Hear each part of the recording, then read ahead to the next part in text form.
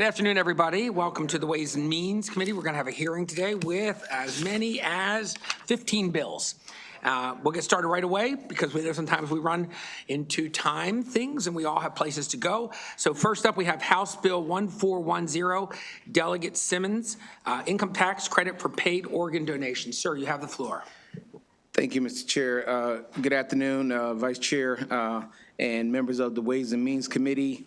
For the record, my name is Delegate Gary Simmons, here presenting House Bill 1410, which creates a tax credit for employees who provide paid leave for employees who donate an organ. So as you know, over the United States, especially here in Maryland, that is a hard lift for us to try to get living donors for individuals. The personal reference to this is that in 2019, myself, I was suffering from kidney failure. And during that time period, although I reached out to multiple people, it was very hard for people to step away from their jobs for that purpose or even to know what the process looks like. As a result, I was blessed to be working in the Anne Arundel County Public School System at the time, and the same person who hired me to work in that school system became my donor and donated her kidney away so I could receive. During that period, obviously the importance of having a good employee that works with their employers during this period of time is critical. Every year, about 13 individuals die while they're waiting for a kidney donation. So this is very important for us to continue to make sure that we are supporting businesses as they allow for their employees to set aside time for donations. I respect a favorable, I'm requesting a favorable on this House Bill 1410. Thank you very much, Delegate, for bringing that before us. Are there questions? I see Delegate Plakovich-Carr. Thank you, Mr. Chair. Thank you, Delegate Simmons, for the legislation. Yes. I'm just curious because I think the bill, well, first of all, I think you said your office sent over some amendments yesterday. Do you want to start just by walking us through what the amendments do? And then I do have a follow-up question. Absolutely. Sorry.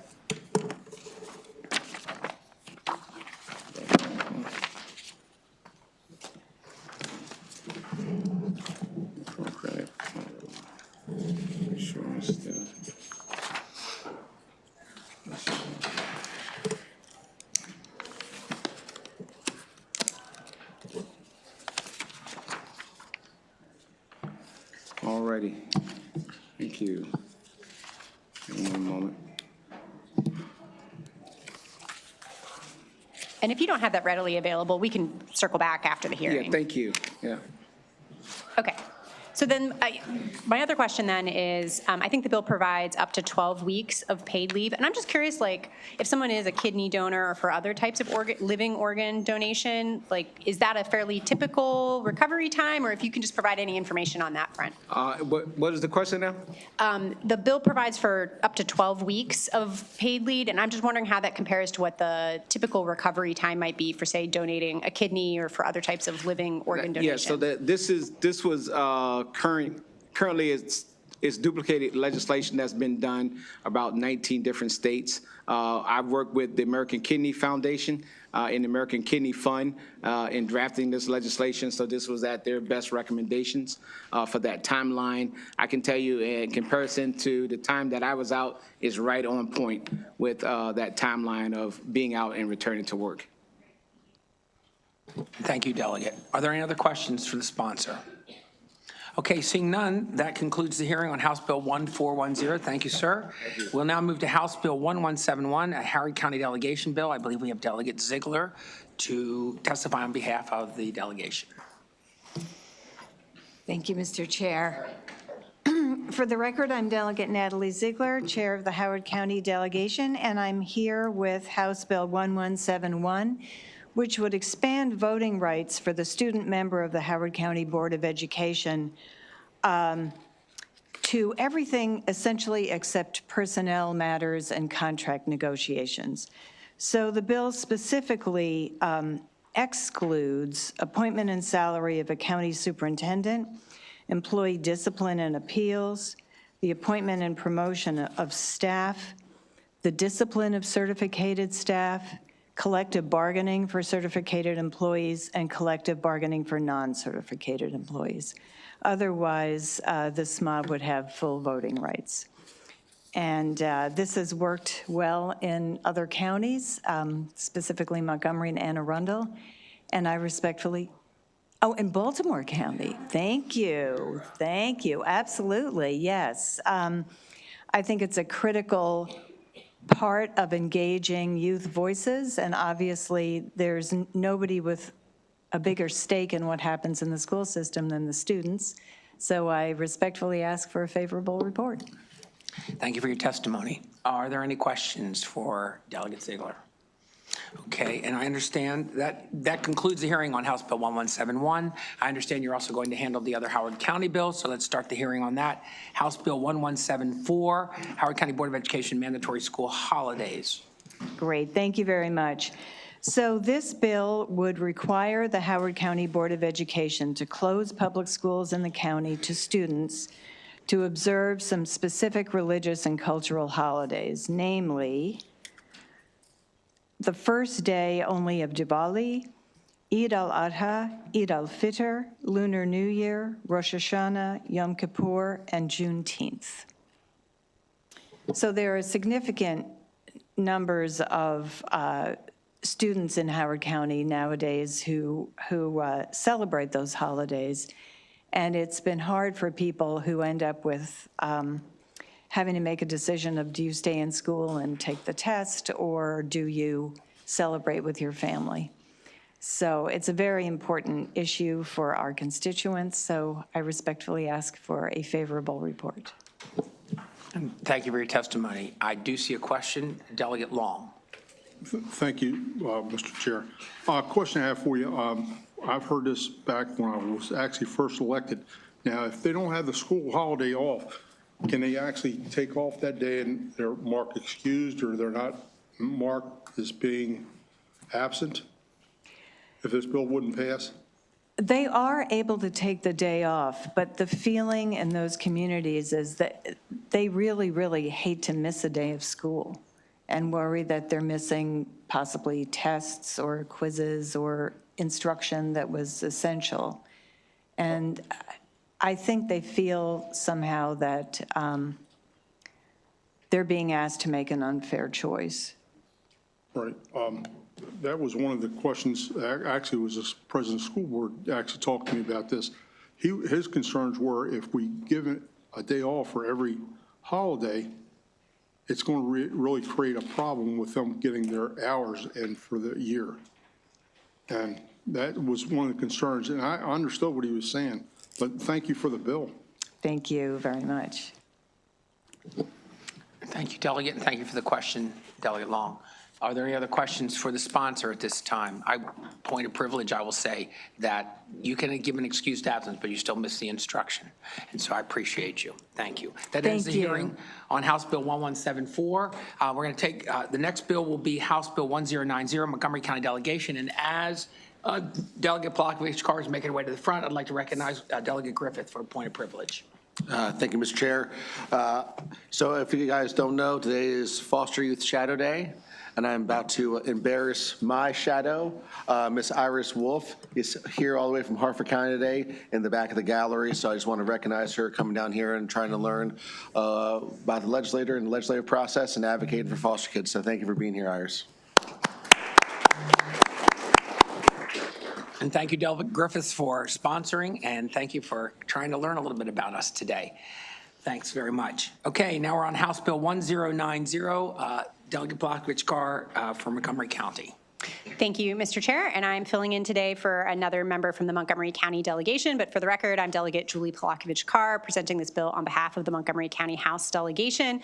It is identical to the bill that you just heard from our colleague from Howard County, so I won't speak to the specifics of the bill. I'll just note my delegation has not yet taken a position on this bill. Thank you, Mr. Chair. And thank you. I still see a question. Delegate Long. Yeah, just answer, I would like to ask what you had said about them missing curriculum.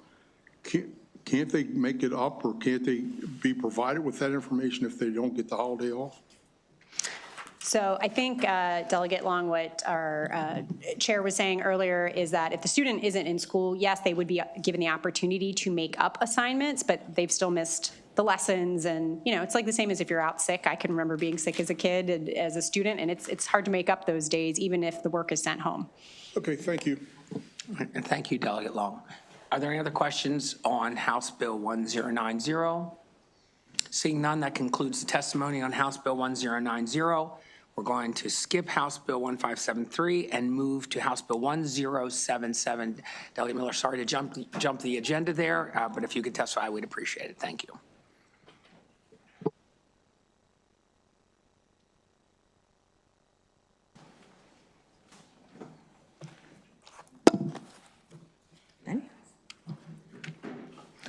Thank you. Good afternoon, Mr. Chair and members of the Ways and Means Committee. For the record, I am Delegate April Miller, here to present House Bill 1077.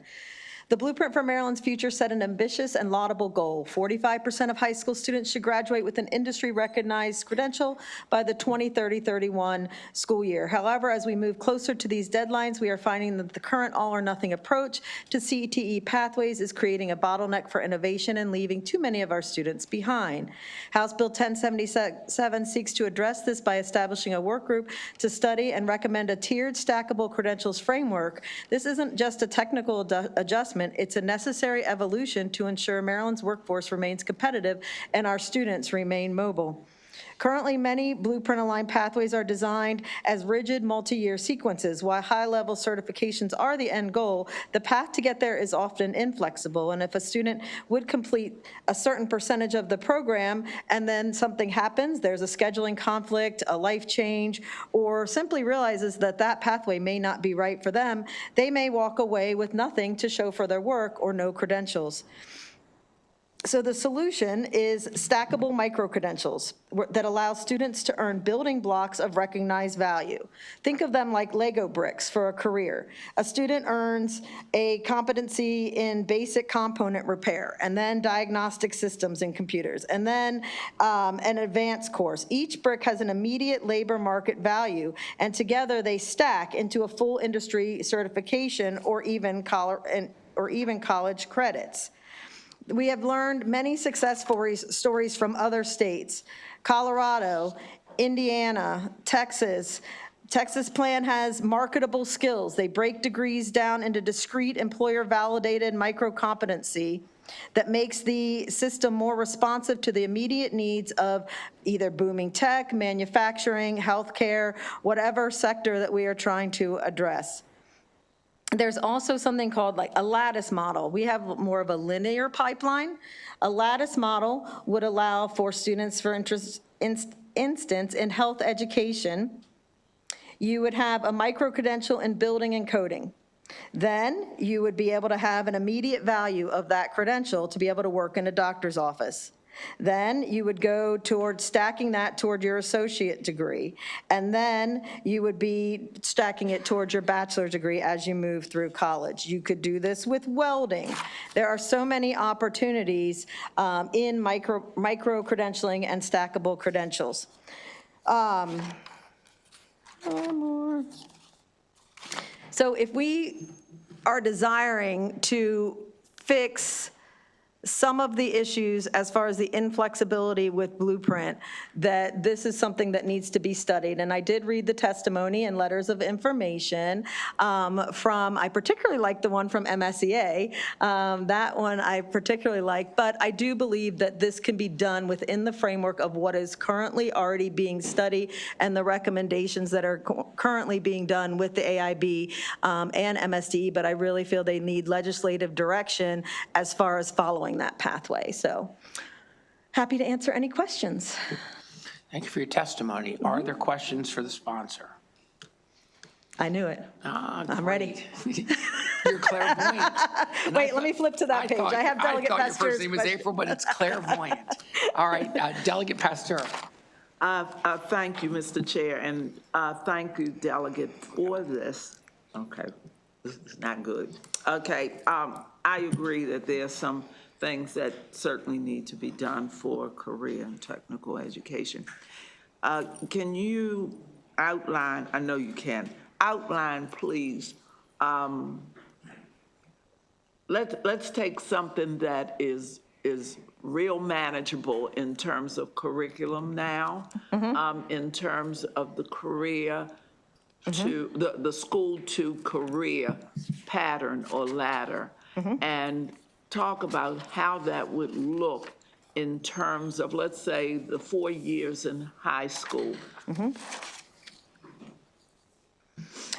Okay, so let's look at something in South Carolina, right? Where your tier 1 would be in those first years of high school, where you could earn your OSHA standard, you can get your CPR, like you have your first building block of a credential, or some basic software for computers. It just depends on which pathway you would want to go down.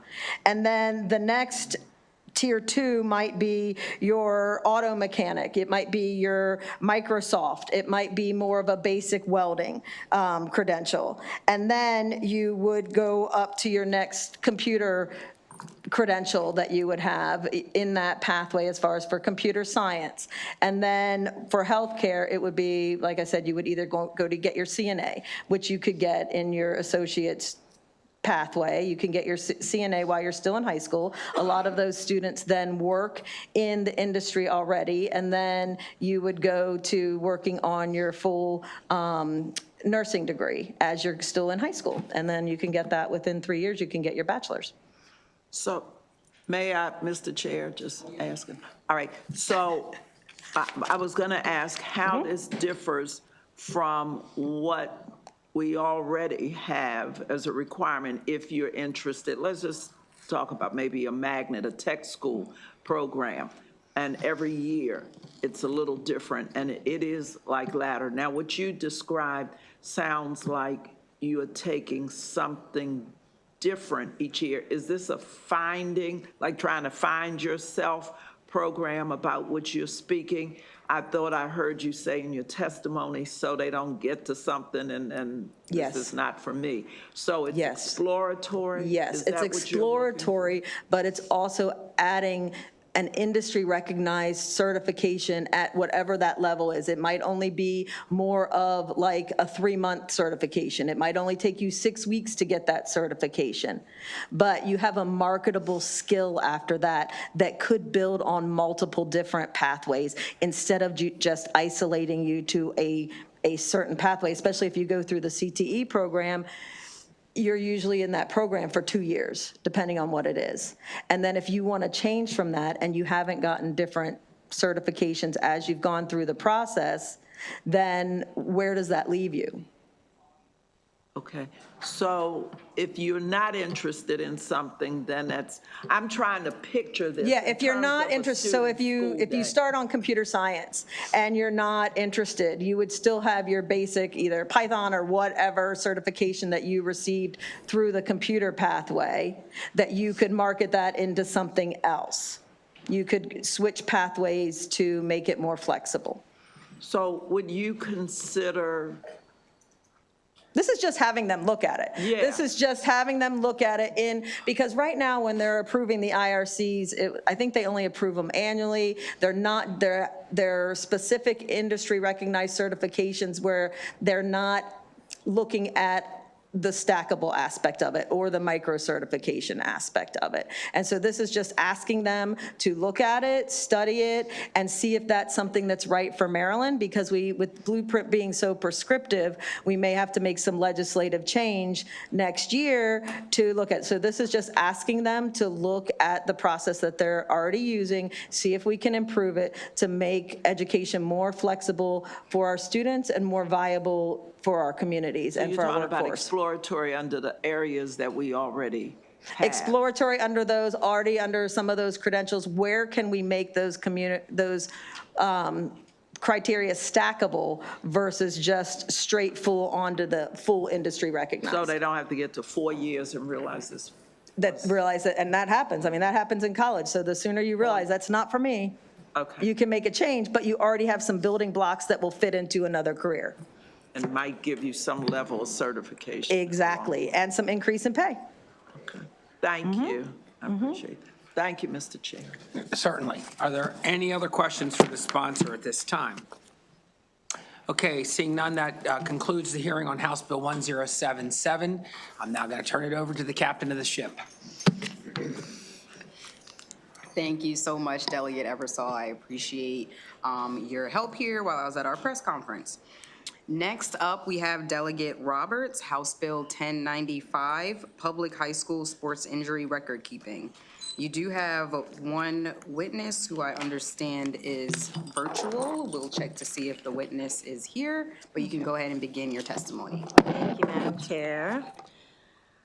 Okay, Madam Chair Wilkins and members of the Ways and Means Committee, thank you again for the opportunity to testify on House Bill 1097, Public High Schools Sports Injury Record Keeping and Reporting Requirements. For the record, I'm Delegate Denise Roberts, and this bill comes from a basic common sense place. If our kids are getting hurt playing school sports, we should know when it happens, how it happens, and what we're doing about it. HB 1097 sets up a simple statewide framework so every public school keeps a standardized log of sports injuries. Whenever a student is hurt in a school-sponsored practice game or conditioning session, the school records records the date and time, the sport, a general description of the injury and body part, whether it happened in practice or competition, whether the student was taken out for how long, whether medical care was given or recommended, who documented it, and, if known, when the student was clear to return. That information has to be entered within 24 hours by a coach, athletic trainer, nurse, or other designated staff. The logs are kept for at least 5 years, and local systems and MSDE can review them for safety and compliance. Once a year, starting July 1, 2027, each local school system will send MSDE an aggregated report of high school athletic injuries from the previous school year. No names, no student identifying details, and fully compliant with FERPA and other privacy laws. MSDE, working with the Department of Health and MPSSAA, can set up the exact forms and a simple way to submit the data using tools schools already understand: a secure web portal, a standard spreadsheet upload, or a basic online form. This is no heavier lift than the centralized systems we already use for immunizations and student information. We are not asking schools to build a hospital-grade medical record system. We've heard concerns from MPSSAA and the Maryland Athletic Trainers Association about non-medical staff entering medical data. And I want to be clear, this bill doesn't ask coaches to play doctor. A tiered approach fits neatly under HB 1097. Tier 1 is the coach or staff member logging simple, objective facts. An injury happened in this sport on this date, and the student was or wasn't removed from the play. And Tier 2 is the athletic trainer or nurse, where available, adding diagnosis, treatment, and clearance. That keeps coaches in their lane, reduces liability, protects privacy, and still gives us consistent statewide information so that a kid at a small, under-resourced school is not invincible just because there's no trainer on the sideline. Right now, some schools do an excellent job tracking injuries, and some do almost nothing. That means some kids, and let's be honest, often the ones in less resourced communities, fall through the cracks. We also know from research that girls and young women and many Black and brown student athletes face higher risks in certain sports and can experience delayed care or underreporting. But Maryland doesn't have good comparable data to see where that is happening in our own high schools. HB 1097 doesn't micromanage coaches or doctors. It simply gives us the basic facts we need to target trainers, education, equipment, and policy changes where they will actually prevent harm. At the end of the day, this bill is about stewardship. Our kids pour their hearts out for those school colors. The least we can do is pay attention when they get hurt and learn from it so the next kid is safer. HB 1097 is modest. practical, and fair, and it treats every student athlete in Maryland like they matter enough to count. And I also would like to point out the very modest fiscal note. And for these reasons, I respectfully ask for a favorable report on House Bill 1097. Thank you so much, Delegate. You did have a favorable witness, Neil Downing, virtually, but I don't think that we see a Neil Downing in the weight room, so we will take questions at this time. Okay. Any questions on this bill? All right, seeing none, thank you so much, Delegate, for bringing this bill. This ends the bill here on House Bill 1097. Thank you kindly. Thank you. We'll call next House Bill 1521, Delegate Ruff.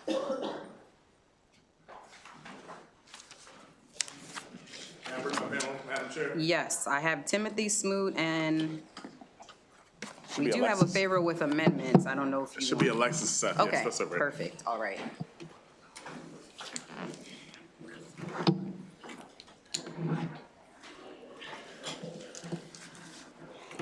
Good afternoon, Madam Chair.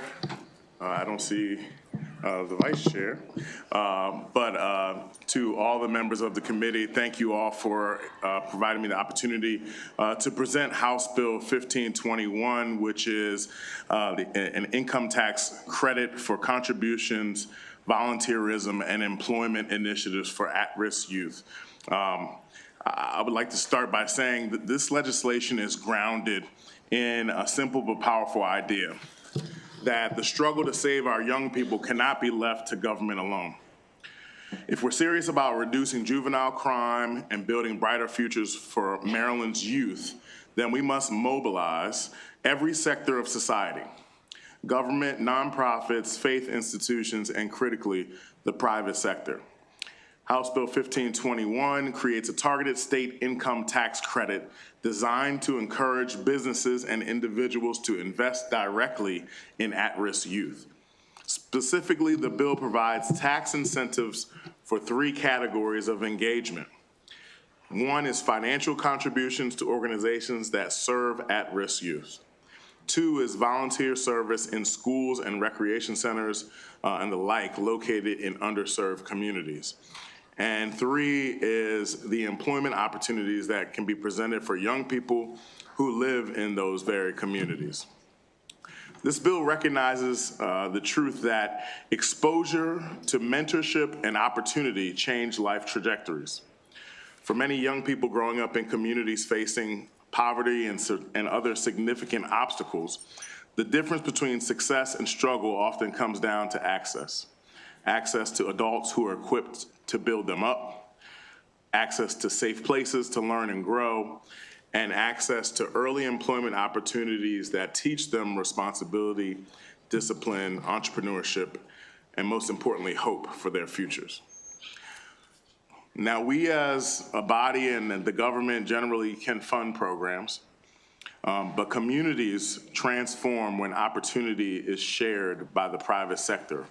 When businesses open their doors, when professionals volunteer their time, and when organizations invest in the futures of young people that they may never have met otherwise. HB 1521 leverages Maryland's tax policy to catalyze that kind of engagement. I think that the benefits of this bill are profound. When businesses hire young people from underserved neighborhoods, those young people gain not just money, they gain mentorship, skills, a pathway that allows them to change their circumstances. Employment and mentorship are among the most effective crime prevention strategies as well. And we have, as a body, have had to wrangle with complaints from our constituents and concerns from our neighborhoods about juvenile delinquency. While much of that has been very ballooned and exaggerated, we do have to tackle that problem head on. And I think our approach has often been a carceral approach. It has often been a heavy-handed and punitive approach. This is an entirely different approach. This is an approach that allows us to partner with the private sector to empower our youth rather than punishing them and branding them for life. Because as we know, every child that enters the criminal justice system, the trajectory of their lives immediately plummets. This bill recognizes the powerful role of volunteerism as well. Many of the schools and recreation centers serving our most vulnerable youth operate with very limited resources.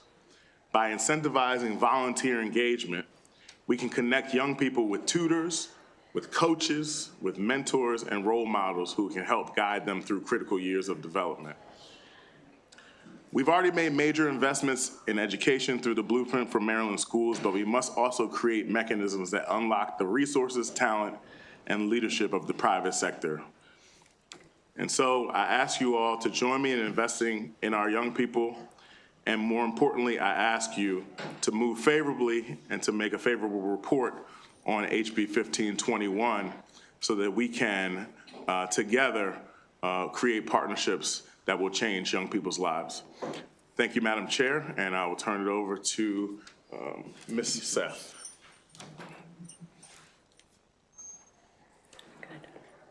Good afternoon, Madam Chair Wilkins. My name is Alexis Seth. I'm a founder of Sport Her Power in Maryland's Legislative District 41. Through Sport Her Power, we work with girls, families, and coaches to create spaces where young people build confidence through sport. I am also the girls lacrosse coach at Forest Park High School, a 3-star school in Baltimore City. I see every day how transformative it is when a caring adult shows up and believes in a young person's potential. That is why I fully support House Bill 1521, and I thank Delegate Malcolm Ruff for proposing this legislation. I do offer 2 suggestions that I believe could strengthen the bill's impact. I strongly encourage the committee to consider shifting from deficit framing to asset framing and how young people are described. While common in policy and for targeting the use of tax credits, the term at-risk youth defines young people by their challenges rather than their possibilities. Using asset framing reinforces a culture that sees every young person as worthy of opportunity and investment. Shout out Delegate Smith, House Bill 1278, Maryland Positive Youth Development Commission and Fund. Second, I encourage the committee to be explicit in recognizing volunteer engagement as an in-kind contribution eligible for the credit. The most powerful investments in young people are not always financial, they are relational. Mentorship, career exposure, and sustained adult presence help young people develop confidence, direction, and possibility. If the goal of this bill is to encourage adults to show up for young people, then the policy should clearly value those relationships. Put simply, people over money, relationship over transaction. House Bill 1521 has the potential to strengthen a culture of adult engagement across Maryland, and I respectfully urge a favorable report with these considerations. I thank you for your time. Make sure the mic. Yep.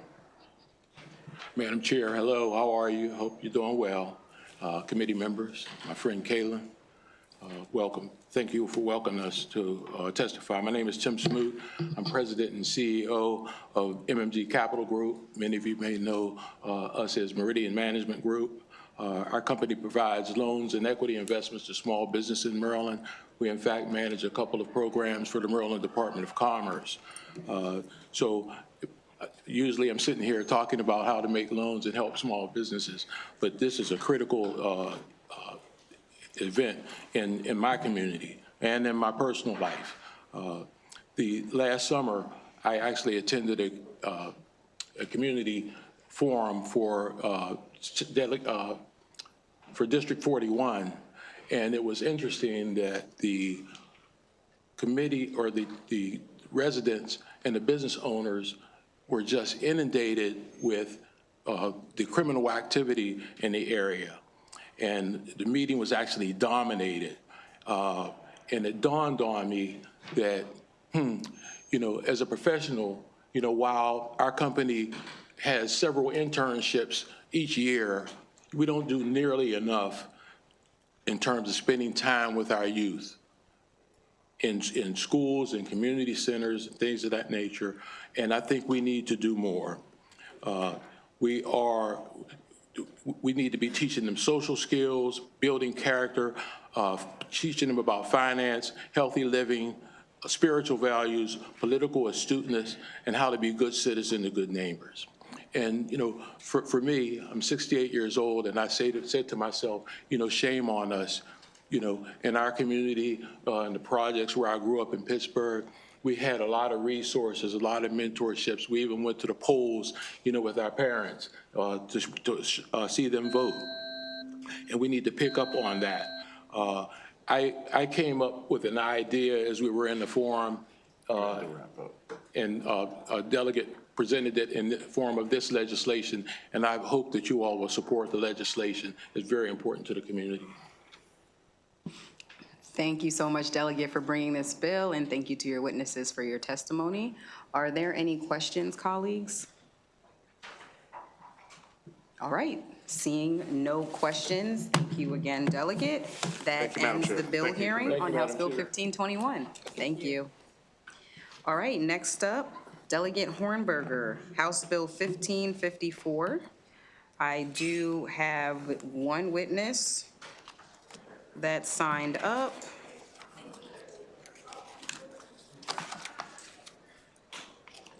Grayson Middleton.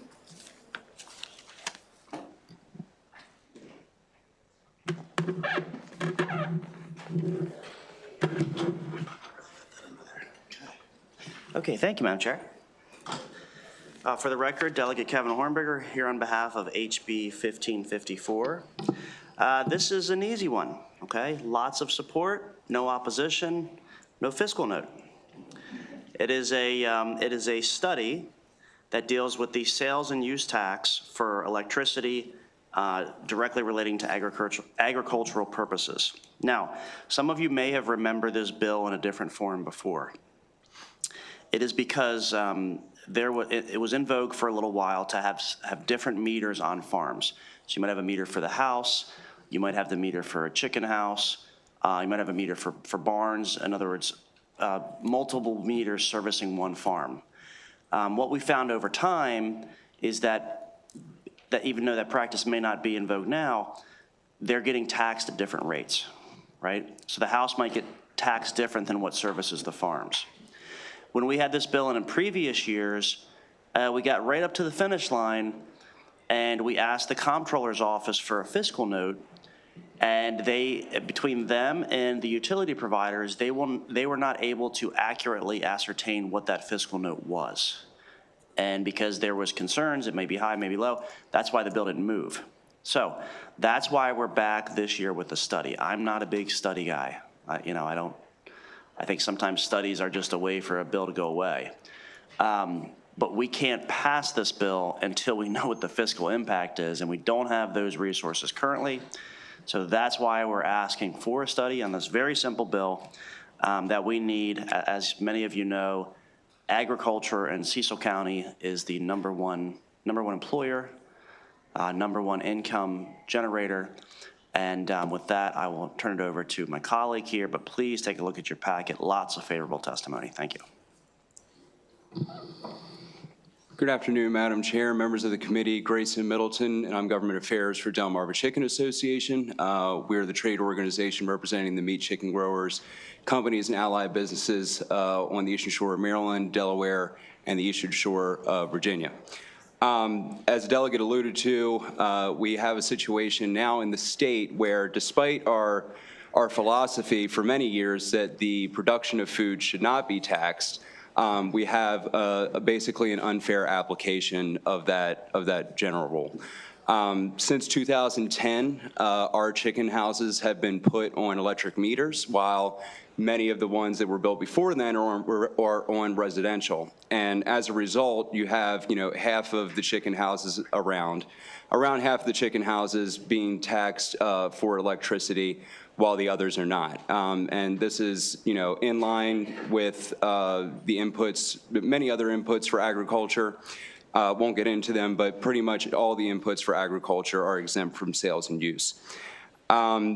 So this would, again, just be a study. We've tried to introduce this bill several years in the past, and again, the fiscal note always tripped us up. It was just never accurate to what we thought the impact would be. And so this is a good first step in giving our farmers a break when they certainly need it most. Electricity is our biggest input cost for chicken farming. A single farm can be around $7,500 per house, so this would amount to around $1,800 in savings a year, we expect.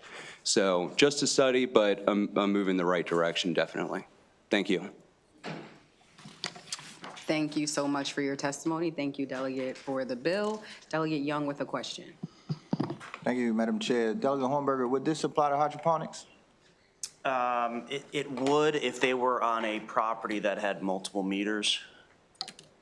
So in other words, if you had, for example, a family-owned farm and they wanted to diversify and do hydroponics, and maybe they converted an existing chicken house, for example, to hydroponics, which happens often. Markets change, stuff becomes more lucrative, then yes, it would impact them. What if I converted a vacant house to a hydroponic system? Yeah, as long as it was zoned appropriately, I feel that it would. Thank you, Madam Chair. Yep, thank you for the question. Thank you so much. Delegate Roberson. Thank you, Madam Chair. And I just want to go down, actually, Delegate Young's line of questioning, because there's a company in Maryland here where they use those, they call those storage units. Yep. Where they convert those to his point where they use hydroponics in the facility, but they also put solar panels on top, where they're able to produce energy as well. So I'm wondering, would this go along in that vein that they would study, just because it's also producing electricity and creating its own circular system? Yeah, there's a very large warehouse at the foot of the Key Bridge that's doing what you just described. I think it's over 1 million square feet. They're doing hydroponic plants. I think that would be borne out in the study. I do believe that it would. I also kind of wanted to add that, I'm newly appointed by the Speaker to the Rural Caucus. Congratulations. Thank you. And this is one of our priority bills. However, the situation that you just described could be in an urban setting as well. So I want you to understand that this could positively impact both urban and rural farming. Well, that was actually my second question, so I appreciate you raising that, is you were saying that it had to be zoned agriculture? Yeah, so my understanding, and there's no limitations on zoning. Oh, there isn't? Okay. No, it just has to be for agricultural use, Delegate, as defined by the Comptroller's Office, which we can get back to you with that definition. Okay, no, that's fine. I just want to make sure, because I was going to look to see if we possibly amend, but I appreciate the bill. Thank you. Thank you. Thank you, Madam Chair. Yep. Thank you, Delegate, and thanks again for bringing the bill. Seeing no other questions, that ends the bill hearing on House Bill 1554. Next, we'll go to a jointly assigned bill, as we have our friends from the Health Committee here. Delegate Chi, House Bill 1228. You do have several people signed up in Yeah, I have a couple of support. witnesses with the Maryland Hospital Association. Okay, I have Larry Smith, Jake Whitaker, and Andrew Nicholas. Two are favorable with amendment. And colleagues, joining us from the Health Committee is Delegate Gazzoni and Delegate Warman. And we may have another delegate join us as well. Oh, Delegate Morgan and Delegate Warman. Well, welcome, and you may begin when you're ready. Thank you. Good afternoon, Madam Chair and the members of the Ways and Means Committee. I'm Delegate Lily Chi, here to present HB 1228. HB 1228 is about hospital captive insurance and its tax rate. Captive insurance is a form of self-insurance where an organization creates its own form of insurance subsidiary instead of purchasing third-party insurance from the commercial market. This is both for cost savings and for more tailored coverage. It is a common form of insurance used by nonprofits, membership organizations, churches, etc. Since hospitals carry significant risks that can be difficult or incredibly expensive to cover through regular insurance, captive insurance is commonly used to meet their unique needs. In fact, nationwide, about 60% of hospital systems use this type of self-insurance model. This bill clarifies and modernizes Maryland's law governing captive insurance by nonprofit hospitals or healthcare systems, including the University of Maryland Medical System, to make it fair and affordable for our health systems. There are two sponsor amendments developed by the Maryland Hospital Association and the Maryland Insurance Administration. As amended, the bill does two things. One, it clarifies that the state's 3% premium receipts tax does not apply to captive insurance procured by nonprofit hospitals or healthcare systems in Maryland because they are not selling commercial insurance in the state. They're just covering their own risks. And the second, it applies the 3% premium receipts tax when a hospital system uses the funds to purchase insurance from a third party for reinsurance. Simply put, when these hospitals put money into the captives for future needs, that money will not be taxed. However, when hospitals use the captive funds to purchase other insurance, then they will pay the same 3% premium receipts tax, according to the Maryland law. Because the money they put in can also be used to support other investments such as technologies and infrastructure to improve patient care. Importantly, the amendments also greatly changes the fiscal note, which would not have the kind of impact that it currently stipulates. So with that, I turn to my expert panel. Thank you. Great, thank you, Madam Chair and members of the committee. My name is Jake Whitaker, and on behalf of Maryland's hospitals and health systems, we're here in strong support of House Bill 1228 as amended. As Delegate Chi just outlined, the commercial insurance and liability market for health systems is just incredibly difficult right now. Between massive medical liability risks and growing cybersecurity threats, traditional commercial coverage is often too expensive or just completely unavailable. Because of this, hospitals frequently must self-insure.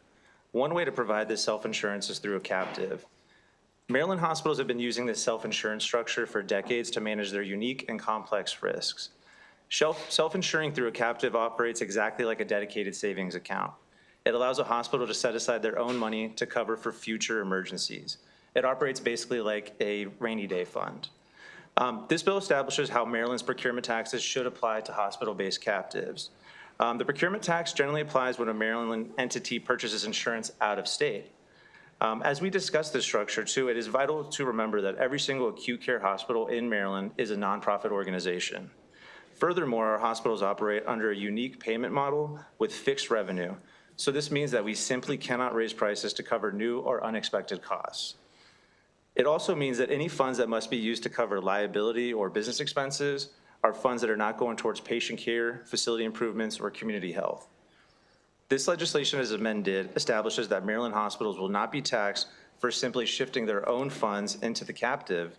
Instead, they will be taxed when the captive purchases excessive liability insurance for coverage beyond what they've already set aside. So ultimately, this legislation makes sense because it recognizes how hospitals use captive insurance and taxes the appropriate transaction. It ensures that hospitals are not taxed when they simply set aside their own money for a rainy day. However, when they actually go into the commercial market and buy external insurance, they will be taxed for buying insurance. This is a fair approach that gives our hospitals financial predictability while generating positive new tax revenue for the state. And so for the aforementioned reasons, we respectfully request a favorable report with the amendments. Thank you, Madam Chair. Thank you very much, Madam Chair, members of the committee. For the record, my name is Andrew Nicholas, and I serve as the Senior Vice President for Government Affairs and Policy and as General Counsel for the Maryland Hospital Association, here in strong support for House Bill 1228. I want to thank Delegate Chi very much for her sponsorship of this bill. I just wanted to mention just a couple of quick points. One, as you just heard, hospitals have been using captive insurance as a mechanism for self-insurance for many years, dating back to really the 1970s. At that time, states did not really have the regulatory framework to establish these entities. Now, since then, some states have adopted that framework. Vermont was kind of an early adopter, so you see some captives set up there. More recently, DC did adopt a framework, but Maryland has not yet done so. So that's why you don't see these entities established really domestically. But additionally, wanted to add that the MIA has looked into this issue of how this procurement tax should apply to hospital-based captives extensively. Beginning over 2 years ago, they began reaching out and engaging with individual hospitals and MHA to understand how are these captives structured and how the hospitals use them. And this bill, as amended, is the result of that process. Okay, so this is a compromise legislation on how this tax should be applied to hospital-based captives, really based on the fact that in that process with MIA, there was ambiguity really in the statute for how this tax should apply to these captives, given the unique nature that hospitals use them and how they are structured. And so with all that extensive effort, the bill as amended provides clarity and a clear framework for establishing how this tax will apply to hospital-based captives moving forward. So with that, I urge a favorable report and am happy to answer any questions.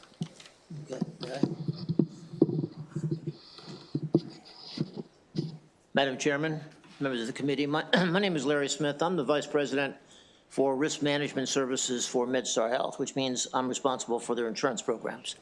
And among the programs I'm responsible for is MedStar's captive insurance company. I'll try not to repeat what's already been said, but to emphasize the fact that healthcare did not want to get into the malpractice or general liability insurance world. It wasn't something we wanted to do. It's not part of our core business. It became necessary as a result of the inability to acquire insurance from the commercial market because of the cost associated with it, or quite frankly, because of the scarcity of insurance for those kinds of protections. I've been in the business for quite a while, and I've unfortunately watched the rise of medical malpractice liability in this jurisdiction and across the country. And it is considerably more expensive now to take care of medical malpractice liability than it was in the 70s when this first started. I just want to point out that among other issues, each captive insurance company in Maryland, by the way, all of the Maryland healthcare systems have a captive insurance company. And as indicated, it's nothing more or less than in essence, a bank where we put money aside based on what actuaries tell us we'll need to pay for the liabilities that could be incurred as a result of what might happen during the next 12 months. That money sits there. We do invest it. That investment is part of our way of keeping the costs down by using those investment funds to help pay for future losses. And then as time goes on, we use that money to pay for those losses. From my perspective, one of the nice things about having healthcare captive insurance companies, we're not insurance companies. So when there are claims, you're dealing with the healthcare organization to resolve those claims. That's a much different position than you'd be if you were dealing with a commercial insurance carrier. So I want to just point out the benefit of having captive insurance companies. By the way, there are hundreds of captive insurance companies across the country. It's very hard to get an exact number, but I can tell you that we have at least 600 captive insurance companies among the major domiciles that exist. Thank you very much. I obviously ask for a favorable support for this bill. Thank you. Thank you so much. Thank you for this bill and for the testimony. Delegate Hornberger. Thank you, Madam Chair, for bringing the bill. I had a constituent who inquired about something similar to this, and I'm not real sure of all the terms, so I wanted to see if it was in the same vein as what you're proposing. He, through his faith-based organization, they created an interstate pool, whereas folks were part of the policy, you pay into it a monthly rate, and then if any one person in that pool becomes sick or ill, needs hospitalized, then the entirety of the pool would pay for the services that were needed. And they would negotiate, lower rates and all of these sort of things. Is that similar to what you're proposing here? In other words, can yours go outside of Maryland? I'll try to answer that one. It is similar in the sense that people are together putting their money in place to try to take care of expenses that they might individually incur as time goes on. I don't know what structure they have, so the only question I would have is whether they have formed and put some corporate form around that arrangement so that they can keep track of all the expenses and all the rest, and also make sure that, I don't know if they'd be subject to tax, but to make sure that they were watching very carefully. But it's the same concept. For healthcare, it's us putting our money on the line to know that we will have expenses. We want that money to be available to those who do file claims against us.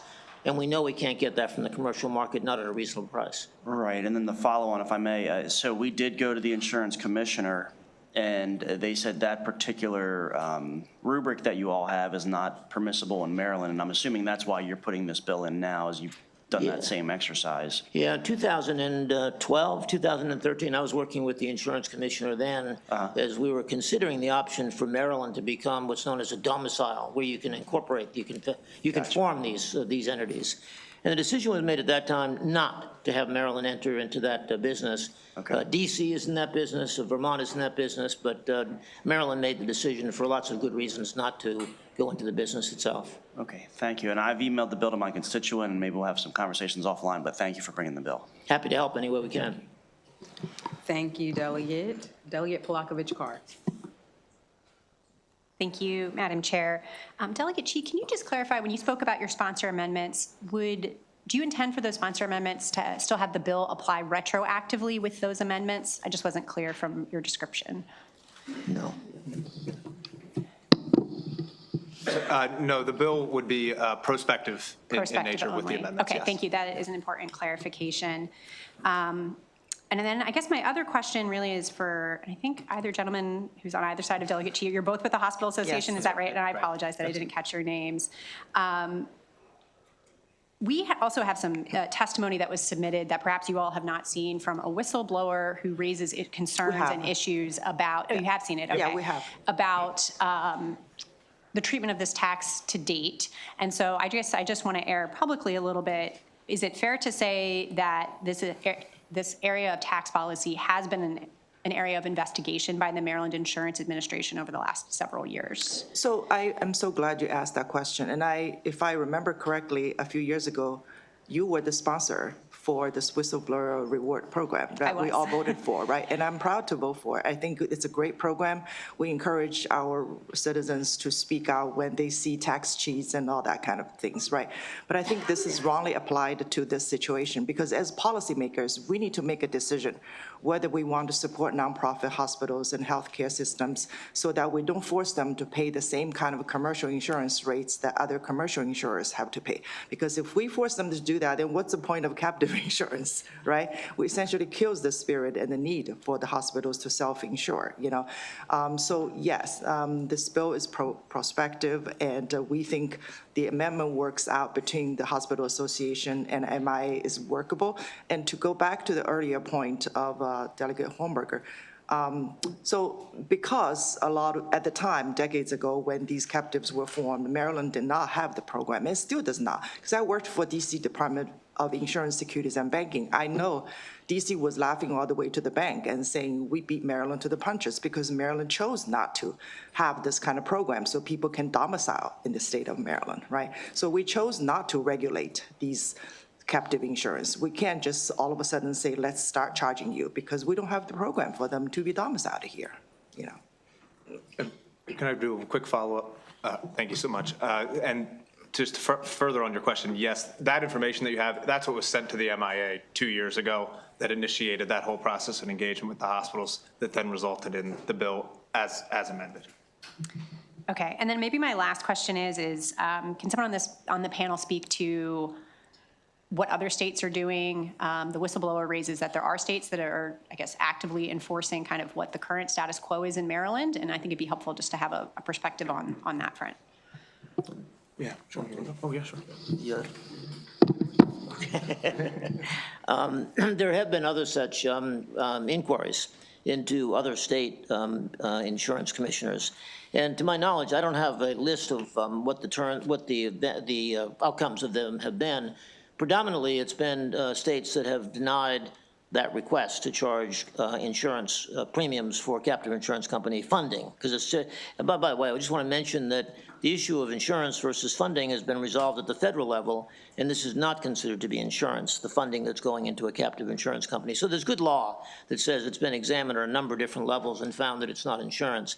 I believe there have been a couple of states where there have been negotiated agreements between the captive insurance company holders, those who are the owners of the captive, and the insurance commissioner in those states. I don't have the details on what they've accomplished. I think it's similar to what we're saying in Maryland. Let's find a way in which we can agree to find a compromise so that we can resolve this issue. Thank you. Any other questions? Okay, seeing no other questions, that ends the bill hearing on House Bill 1228. Thank you so much. Thank you. All right. Next, we have another jointly assigned, so we'll take that next while we have our friends from the Health Committee here. Delegate Smith, House Bill 1060, Primary and Secondary Schools, Petitions for Emergency Evaluation, Requirement for Tracking and Reporting and Study.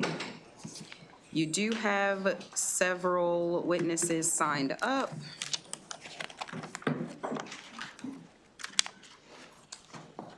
Madam Chair, it says not to press the buttons, but the two of them are not. Is it okay for me to press? We'll get them on. Okay. I don't want to cause any issues. All right, so I have Kathy Flan, Leslie Margolis, and Logan Ewing as favorable, and then I do have a favorable with amendment, Gail Martin. Yes, ma'am. Okay. Good afternoon, my colleagues on one of my favorite committees in the MGA. For the record, I'm Delegate Stephanie Smith, here to present for you House Bill 1060, which focuses on improving transparency, data collection, and policy coordination surrounding the use of petitions for emergency evaluation in school settings.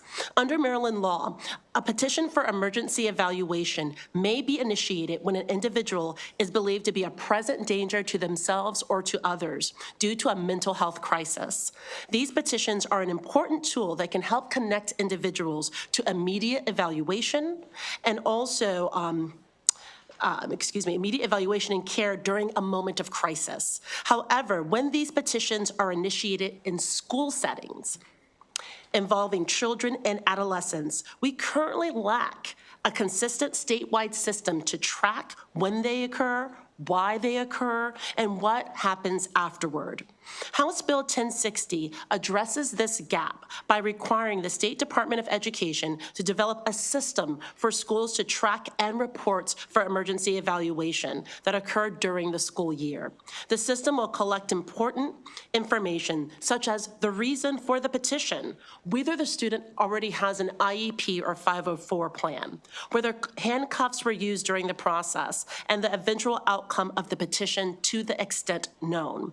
Schools will report the information to their county boards of education, and the department will compile and submit statewide reports to the General Assembly. These reports will help policymakers, educators, and health professionals understand how often these petitions are being used and whether there are any disparities or patterns that should be addressed.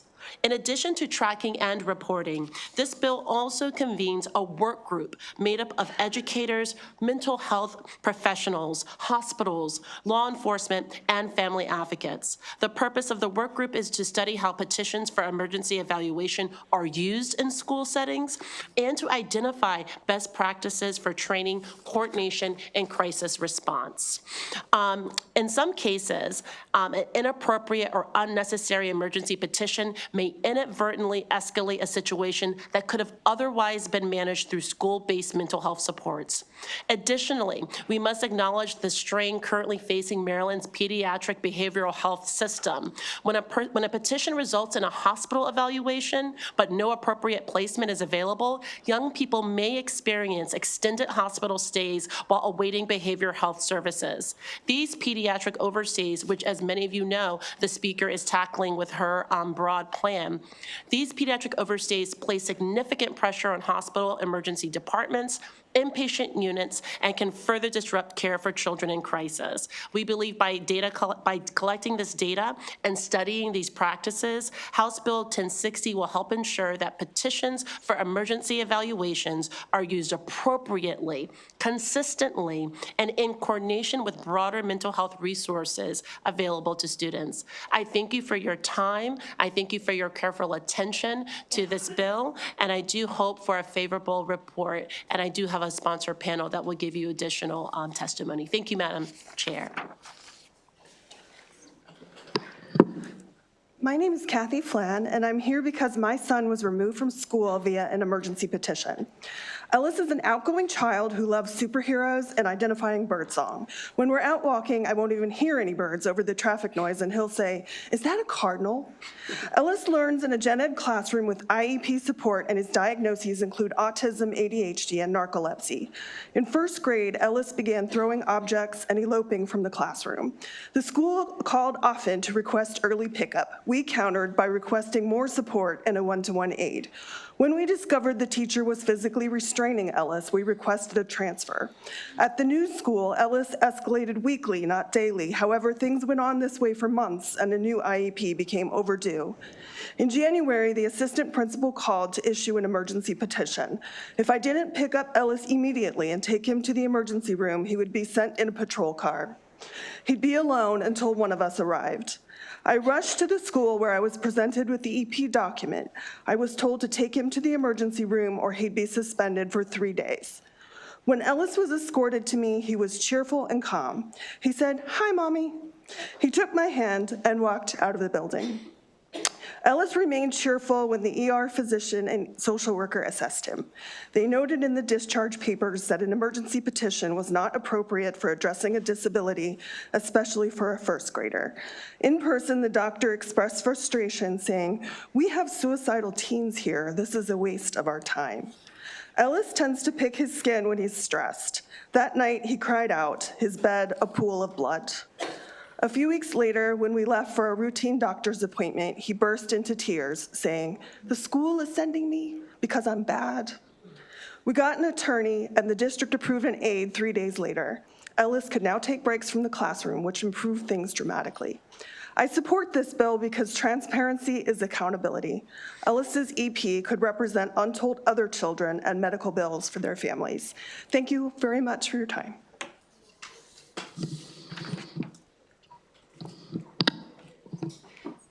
Good afternoon, Madam Chair and members of the committee. For the record, my name is Leslie Seid-Margolis, and I'm Managing Attorney and Policy Counsel at Disability Rights Maryland. I'm pleased to offer testimony in strong support of House Bill 1060, which would require the collection of data about the use of the emergency petition process by schools. Emergency petitions for psychiatric evaluation are supposed to be initiated only when a student poses a danger to self or others because of a mental health crisis. In reality, DRM has handled a number of cases in which students were emergency petitioned even though they did not meet the criteria. The ramifications of the EP process are significant, as you just heard. Students may be handcuffed and transported to a hospital emergency department by police, or parents must rush to the school and transport their child at the demand of school staff. Students miss school, their parents miss work, and families may be saddled with medical bills for hospital use they did not want or ask for. One of my clients, a teen with autism and an intellectual disability whose first language is not English, was transported by a school staff person who left him alone in the emergency room. His mother does not have a car and lives 40 minutes away.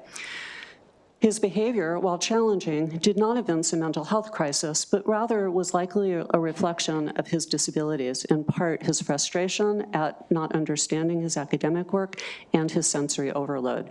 Because of the trend we saw in the use of emergency petitions, DRM sought information through the Maryland Public Information Act in 2024 and 2025. As detailed in our written testimony, only a handful of school systems collect data about their use of emergency petitions petitions. House Bill 1060 would remedy that. Uniform collection of data from all school systems will illuminate the prevalence of this practice and will enable training and accountability measures to be targeted to school districts using the process inappropriately. MSDE already collects arrest, restraint, and seclusion and suspension expulsion data. EP data is just an important source of information about what is happening to students in schools. For these reasons, DRM urges a favorable report on House Bill 1060. Thank you. Good afternoon. My name is Logan Ewing. I'm an attorney with Project Teal at Kennedy Krieger Institute. I'm here today testing on behalf of the Education Advocacy Coalition, also known as the EAC, in support of House Bill 1060. The EAC is an organization of nearly 50 organizations and individuals concerned with education policy for students with disabilities in Maryland. We support House Bill 1060 because we see this problem happening to children that we serve. This is a legal process that is not being used correctly in schools, but we know it's being used, but we just don't know how much. In Wacomico County alone, students have been sent to the hospital emergency rooms at least 750 times in over 8 years. So we have some districts using this a lot, and we have some districts from the data we got not really using this at all. I don't want to repeat everyone so much, but it really is a problem, and it's deeply harmful for children. I once had a 9-year-old client who the school tried to EP him, and a cop came, and I requested the body cam footage, and he was just sitting calmly in a room by himself, and the cop refused to take him. Thankfully, that cop knew the law and knew he couldn't take him, but they don't all know the law. So we really need to get a more transparent vision of this and see, what's going on in the schools. Thank you. Thank you. We do have a virtual witness, Michelle Livshin. And you can proceed. Good afternoon, Madam Chair and members of the committee. My name is Michelle Livshin, and I'm here today representing Honor Own of Maryland. We are a nonprofit peer-run behavioral health education and advocacy organization in strong support of House Bill 1060, which would require the Maryland State Department of Education to implement a tracking system to collect and analyze data on the use of emergency petitions in primary and secondary schools. The EP data we do have available currently in Maryland is incredibly limited. In 2017, the Department of Justice entered into a settlement agreement with Wacomico County to address racial disparities in how students were disciplined, which included the overuse of EPs in schools. In 2022, at least a few times a week, a child was being pulled out of their classroom by law enforcement for an EP, where they were handcuffed and transported to an emergency room for an evaluation. 40% were 12 years or younger, and more than 50% of those children were Black. The only reason this data was able to be obtained is because it was provided by the Wacomico County Sheriff's Department, which just so happened to collect this data. The report linked in our testimony shares stories from parents of children who are autistic or ADHD with unmet accommodation needs who are having EPs called on them by the school. Without robust data and routine data collection and analysis across all jurisdictions, our state is unable to adequately assess how emergency petitions are being utilized, who is being impacted, and how to implement solutions that keep children safe and learning in their classrooms. House Bill 1060 will be a critical step in providing accountability and protection for many children who are living with a disability and needing additional support. We respectfully urge a favorable report on House Bill 1060. Thank you. Thank you so much for your testimony, and you can hold for any question. Are you Gail Martin? Okay, please proceed. Good afternoon, Madam Chair, members of the House Ways and Means Committee. My name is Gail Martin, and I am here representing the NASW Maryland chapter. I was a school social worker for 2/3 of my 30-plus year career. I have found the testimony here very interesting. I would like to remind you that this is an important tool for our non-disabled students. A tool is only as good as it is in its use. It can be used correctly or it can be used incorrectly. But this is an important tool. First, it's an important tool to keep our students safe. Many of the students that you have so generously supported who've been involved in our mental health crises, particularly since the pandemic, have benefited from this tool. I'm thinking of a 15-year-old who was going to get home before her parents got home, told her school social worker that she had the pills, she had the intention. Mom worked a noon to 8 shift. When she got home from school, she was going to take the pills. We could not reach the mother. We were able to safely get her transported to the hospital where she could be assessed. Second, I want to emphasize that this is a tool that should be used sparingly and strategically. We absolutely need to work with parents when we're using this tool. And third, it's really important that we avoid secondary traumatization. I would love for us to be able to come up with something that would be acceptable both to our law enforcement partners, who are often the ones transporting, and our school staffs, so that we don't have that 15-year-old depressed young woman taken in handcuffs to walk through her high school to ride to the hospital. For these reasons, we support this bill with the amendments that we supported and ask for a favorable report with those amendments. Thank you. Thank you so much, and thank you to this panel. Colleagues, again, for the record, this is a jointly assigned bill with our friends in the Health Committee. Joining us on this bill are Delegate Warman, Delegate Gazzoni, and Delegate Morgan. The Warman-Morgan is messing me up for some reason. Wonderful. Any questions?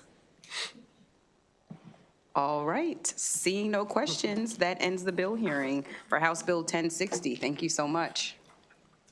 All right, Delegate Young, we skipped past you earlier, so House Bill 1573, income tax credit for small political contributions.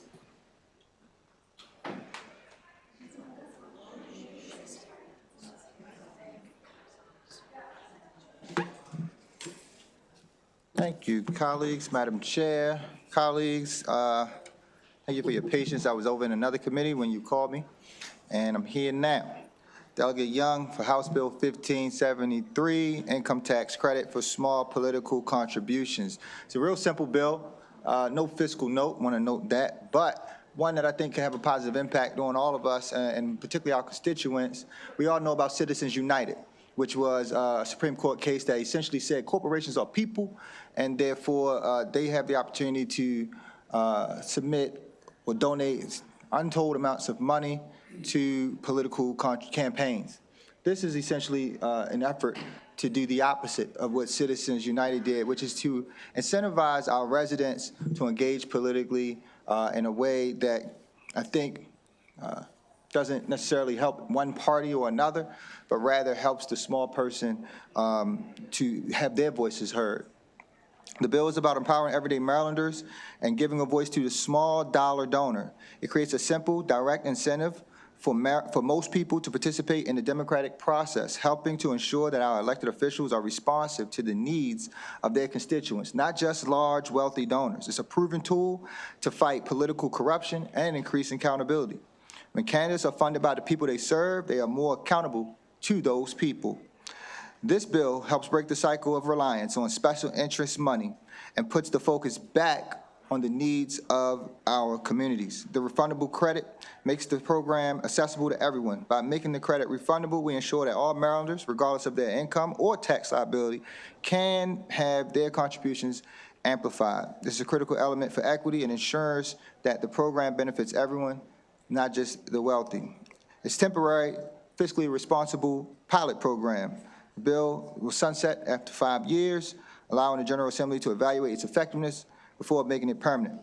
The annual reporting requirement from the Comptroller will give us a clear data on the program's usage and fiscal impact, ensuring full transparency. Again, this tries to strengthen our democracy from the ground up. A healthy democracy requires broad participation by encouraging more Marylanders to invest a small amount in candidates and causes they believe in. We foster a more engaged and representative political environment for everyone. A quick example, y'all, if there were 20 people that came together as a block in your neighborhood and they all took advantage of this credit. That would be $1,000 of donation that could go to the candidates of their choice. We know as elected officials how we push to get those types of donations from one entity or another. It's just trying to allow for our residents to be able to pool themselves together in a way to have that similar type of impact. And with that, I urge favorable report. Thank you, Madam Chair. Thank you so much, Delegate. Any questions on this bill? Delegate Roberson. Thank you, Madam Chair. Just a few questions. Has this been done in other states? Are you aware? I'll have to follow up with you on that. Okay. Secondly, just looking at the credit allowance may not exceed $50 for an individual. That means no matter how much you gave, you as an individual, or even if you gave to multiple campaigns, you as an individual only got $50 tax credit. It's $50 flat across the board. If you gave $50 to one candidate, that's $50. If you gave $5 to 10 candidates, it's $50. Got it. But if I gave $5,000 to one candidate, I only get $50 tax credit. Got it. Thank you. Thank you, Madam Chair. Thank you, Delegate. Any other questions? All right, seeing none, that ends the bill hearing on House Bill 1573. I missed Chair Bagnall there in the back. Apologies. Please come on up. House Bill 1168.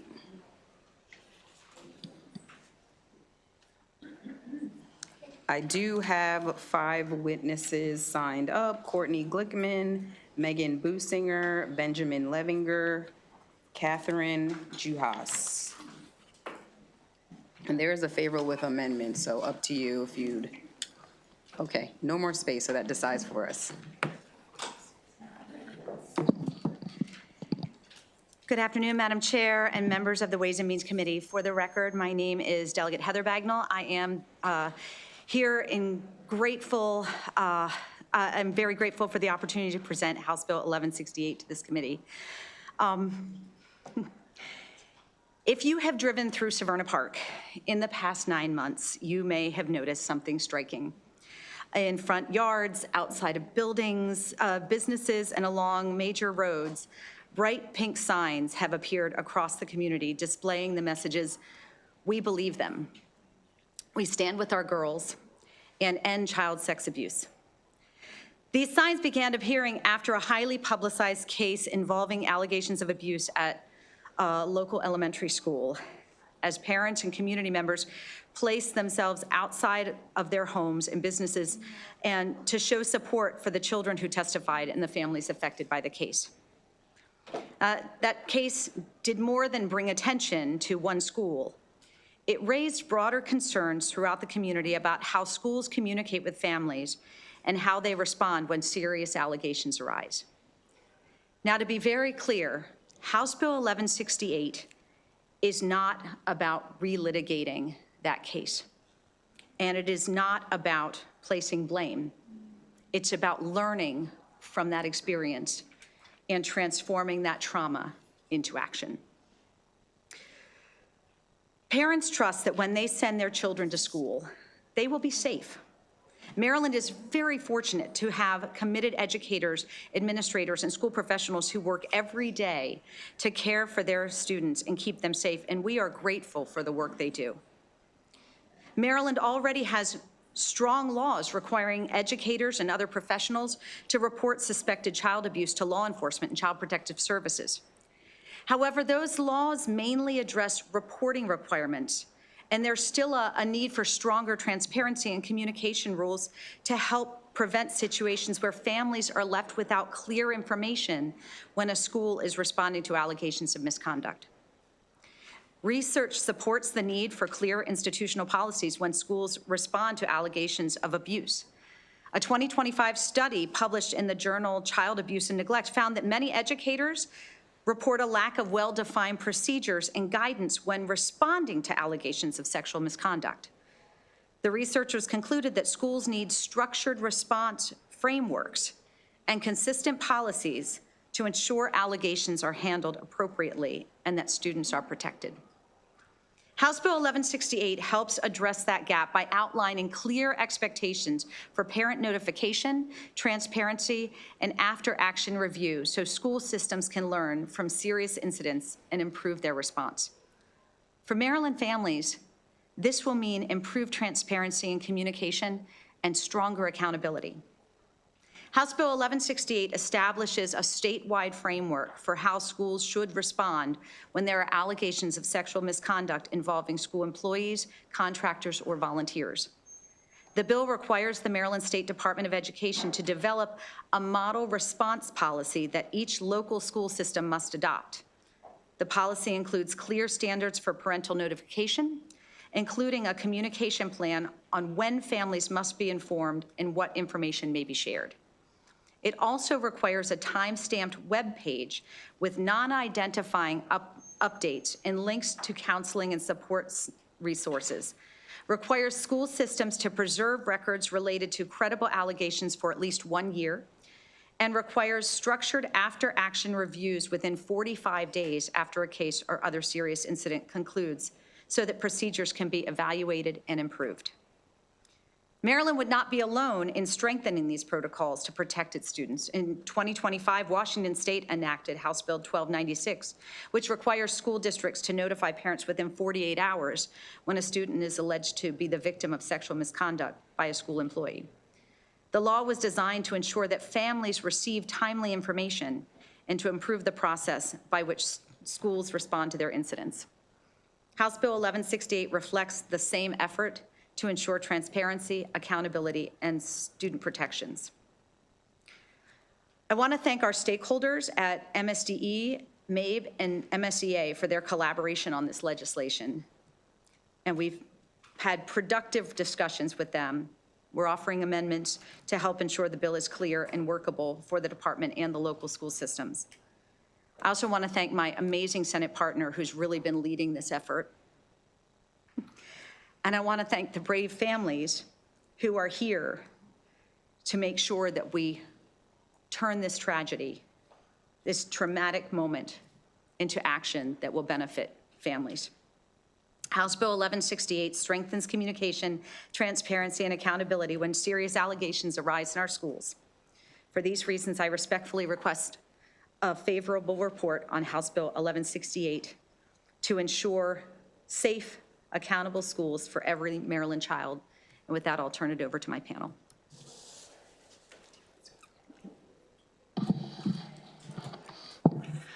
Madam Chair and members of the committee, my name is Catherine Uhas, and I'm testifying in support of House Bill 1168.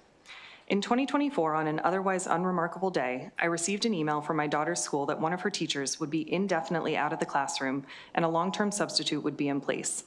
No one knew anything about why the teacher would be unavailable until a few weeks later, when the news that they had been removed due to credible allegations of sexual assault spread like wildfire through our community.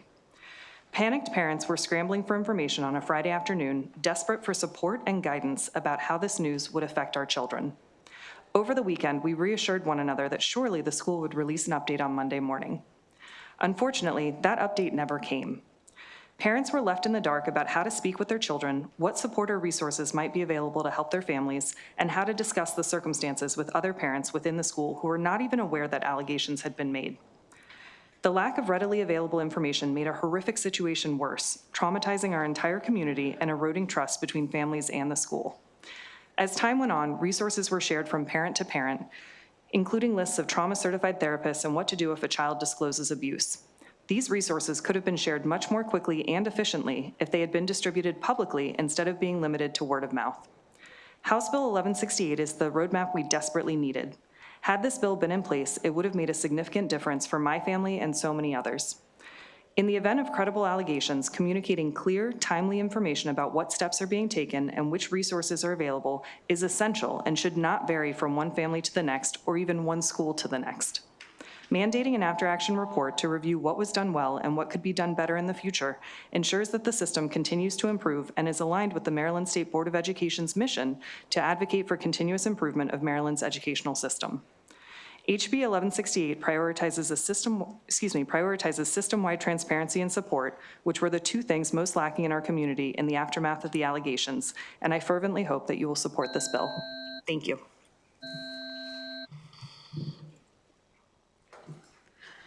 Good afternoon, Madam Chair and members of the House Ways and Means Committee. My name is Megan Businger, and I'm here in support of HB 1168. Public speaking is completely out of my comfort zone, But as I wrote to the Maryland State Board of Education in September 2024, we need to see a process in place for if this ever happens again. Parents need to be informed and supported. We need access to resources and help. I am here today to demonstrate my commitment to advancing this necessary change. My son was in the 3rd grade classroom when the alleged sexual abuse occurred. I didn't hear about it from the school. That email didn't come for weeks. I heard about it from another parent. Within hours, texts and emails were flying, some accurate, some not. Fear and confusion spread quickly. As a parent, my first instinct was, I have to protect my child. I have to make sure he's okay. But how do you ask a 9-year-old boy those kinds of questions? How do you help him process something so serious? The conversations at home became harder as the weeks went on. My son struggled. He questioned whether adults he trusted were safe. He felt guilt for not protecting his classmates. He came into our room at night with questions no child should have to ask. And those conversations happened regardless of how the legal case ultimately concluded. That's what I want to emphasize. Providing parents with timely information and access to counseling resources is not a statement about guilt. It is not a judgment about the accused. It's an acknowledgement that when a teacher is removed under serious allegations, children are impacted immediately. Parents need guidance. We need evidence-based resources. We need clarity. Due process matters, but so does the emotional well-being of the students sitting in those classrooms. House Bill 1168 ensures that if this ever happens again, families won't be left navigating fear and confusion alone. Thank you. Madam Chair, Madam Vice Chair, and members of the House Ways and Means Committee. My name is Ben Levinger, and I'm testifying in support of House Bill 1168. I am a father of 2 boys at a public elementary school. I'm here today to talk about how House Bill 1168 will improve the response of school districts in times of crisis for students and families. In the spring of 2024, our school was thrown into crisis mode. My son's teacher was suddenly not in school anymore. Weeks later, we were told this individual was under investigation based on accusations from students. It was a confusing and stressful time to be a parent at our school. I believe that the messaging and support from the school district towards our community of parents and students could have been much better. While we understood why the school system wanted to stay silent about certain aspects of the situation, the basic response was silence across the board. We received no guidance from the school district about what we should or should not do. Should we discuss the incident with our child? If so, what should we say? How should we talk about it?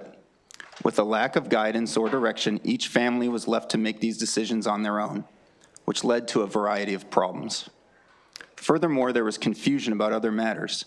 There was no information given on what to do if your child wanted to report an accusation, or if your child may have seen something that could be useful for an investigation. It was an overwhelming and painful moment to be a parent in our community. Unfortunately, we also felt like we had to navigate everything on our own. House Bill 1168 would help school districts create plans based on best practices for these incredibly difficult situations. This bill will make our schools a safer and more supportive place for our students. I respectfully request a favorable report on HB 1168. Thank you.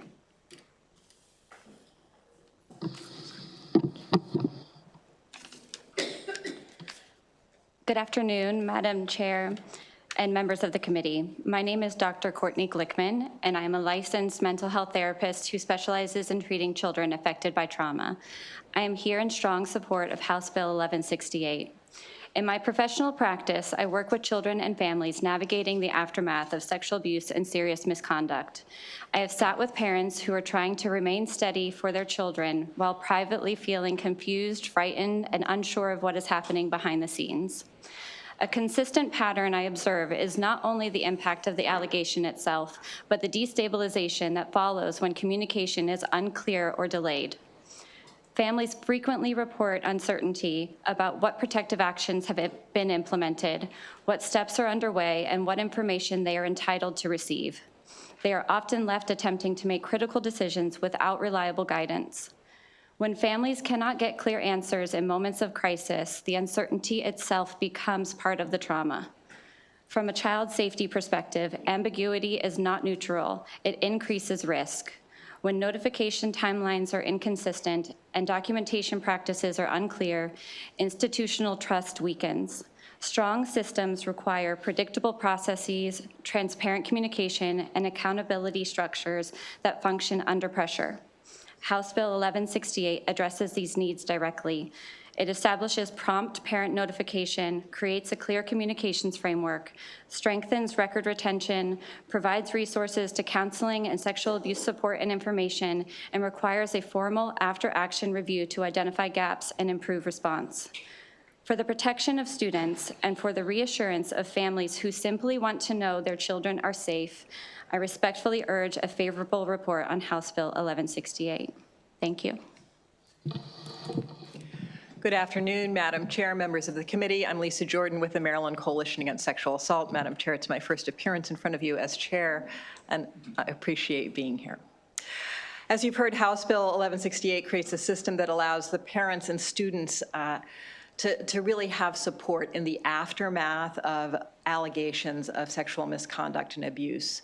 The brave people at this table include Katie Juaz, Ben Levinger, Megan Businger, and also the community members here seated behind me, many of them in pink. As you all know, abuse really thrives in secrecy, and creating a system that is transparent helps to discourage future abuse.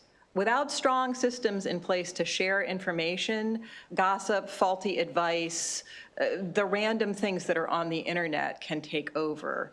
And House Bill 1168 really addresses the needs of the whole community, as was said, not only in cases where there are legitimate allegations, but also in cases where there's an investigation. I will tell you, from the Coalition Against Sexual Assault's point of view, we are all of the rape crisis centers across the state of Maryland. We work closely with the child advocacy centers across the state, and I am absolutely horrified at how these parents were treated.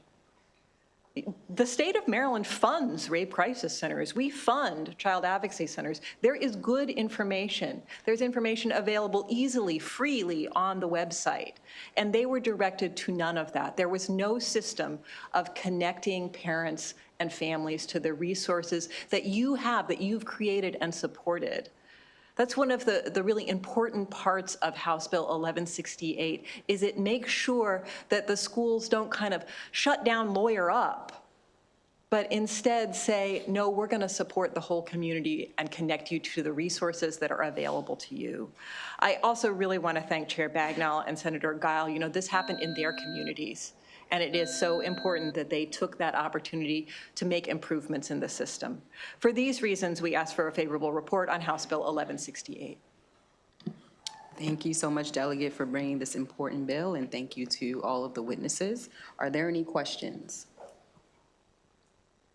Okay, seeing no questions, that ends the bill hearing for House Bill 1168. Thank you, Madam Chair. Next bill, Delegate Pruski, House Bill 1115, Education Career Ladder National Board Certification, Associated Salary Increases. Can I bring my panel up? That'd be okay, Madam Chair? Yes. Thank you.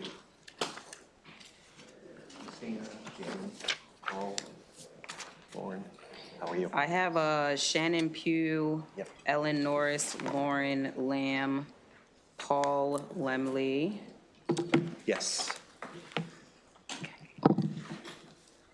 Thank you, Madam Chair Wilkins, members of the committee.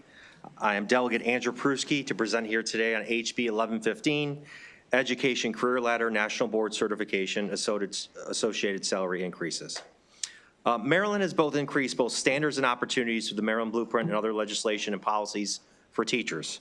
Pillar 2 of the Blueprint for Maryland's future is high quality and diverse teachers and leaders. Research has shown that high quality teachers can have an impact on student success in a classroom. The Blueprint for Maryland's future has elevated the stature of the teaching profession through the implementation of a career ladder, competitive salaries, including expectations for teacher preparation, induction, and mentoring programs to attract and retain high-quality teachers. For teachers to meet high professional certification standards, there were incentives for teachers that obtained the National Board Certification. As a teacher myself, I certainly believe in these, and that's why I'm bringing this bill forward here today. National Board Certification is administered by the National Board for Professional Teaching Standards It's the highest voluntary advanced professional credential for K-12 teachers in the United States. It recognizes that accomplished educators, through a rigorous performance-based assessment, their teaching practice, leadership, and increased student achievement. Since the inception of Maryland's incentive for National Board certification, there has been a lack of clarity on one issue, and that's the eligibility criteria for National Board for certain holders and pay incentives. The issue relates to when National Board teachers are eligible for increases for the career ladder established in the blueprint for Maryland's future. The purpose of 1115 is to remedy an unintentional oversight in the statute on teacher salary increases that were established in the blueprint. Currently, the law unintentionally penalizes educators who hold an earlier version of the National Board certification, delaying their salary increases. This bill adds recognition to those educators who renewed a 10-year NBC and codifies the formal acknowledgement by the National Board of Professional Teaching Standards that their NBC renewal is equivalent to 2 maintenance of certification cycles for a 5-year NBC. The Blueprint for Maryland's Future statute that outlines these salary increases for NBC teachers is based upon the 5-year MOC system, and salary increases are awarded each time a teacher completes an MOC cycle. However, experienced teachers who still hold the legacy of that original 10-year NBC are delayed in receiving their salary increases because the law does not account for that version of the NBC. HB 1115 is important because it protects the financial stability, the professional respect of Maryland's most experienced educators during a period of critical shortages. By closing this technical loophole regarding a 10-year NBC, the bill ensures that veteran teachers don't lose out on life-changing salary increases simply due to administrative change and how the certificates are timed. This bill would ensure that a 10-year NBC is treated as equivalent to 2 5-year MOCs when awarding salary incentives. Some of you would ask how many in the state of Maryland actually are impacted by this. I've been given several different numbers, all the way from 859 to 900. It depends on when you look at the data. Since 10-year NBCs are no longer issued, this oversight affects a finite number of educators. But for those teachers, it's an issue of fairness and morale. The affected teachers are, by definition, long-serving educators who've held the National Board certification, a distinction of professional excellence for over a decade. Today, I have several witnesses that can provide legal and technical expertise to answer questions. We have representatives from the Maryland State Education Association, the Teachers Association of Anne Arundel County Public Schools, and the National Board of Professional Teaching Standards, as well as some other educators. I ask for a favorable report for HB 1115, the career ladder for National Board certification associated salary increases to help support the growth and professionalism of our educators in Maryland and keeping our talented teachers in the classroom. Thank you, Madam Chair, and I'll turn it over to the rest of the panel. Good afternoon, Chair Wilkins, members of the committee. My name is Paul Lemley. I'm a National Board Certified Social Studies teacher serving as president of the Maryland State Educators Association with about 76,000 members statewide. As Delegate Pruski explained, the National Board for Professional Teaching Standards has formally recognized that the 10-year National Board certification is equivalent to 2 5-year cycles in the newer system. I'll give you an illustration so that it's real life for you. I received my NBC in 2023. I'm certified under the 5-year system. I'd be eligible for a salary increase again in 2028 if I renew, when I complete my first maintenance of certification. But our early adopters, the people who held their National Board certification long before I did, if they renewed 2020 or before, they still hold a 10-year certification. They're not eligible for that maintenance, that second increase, until 2030, despite having held their certification for longer. We think there's about 850 teachers in this situation. These long-serving education pioneers are exactly the type of educators that the blueprint seeks to reward and retain in the profession. They should not be penalized arbitrarily. It's a finite number of teachers, and it's a one-time fix. We urge the committee to remedy the oversight and issue a favorable report for 1115. Thank you.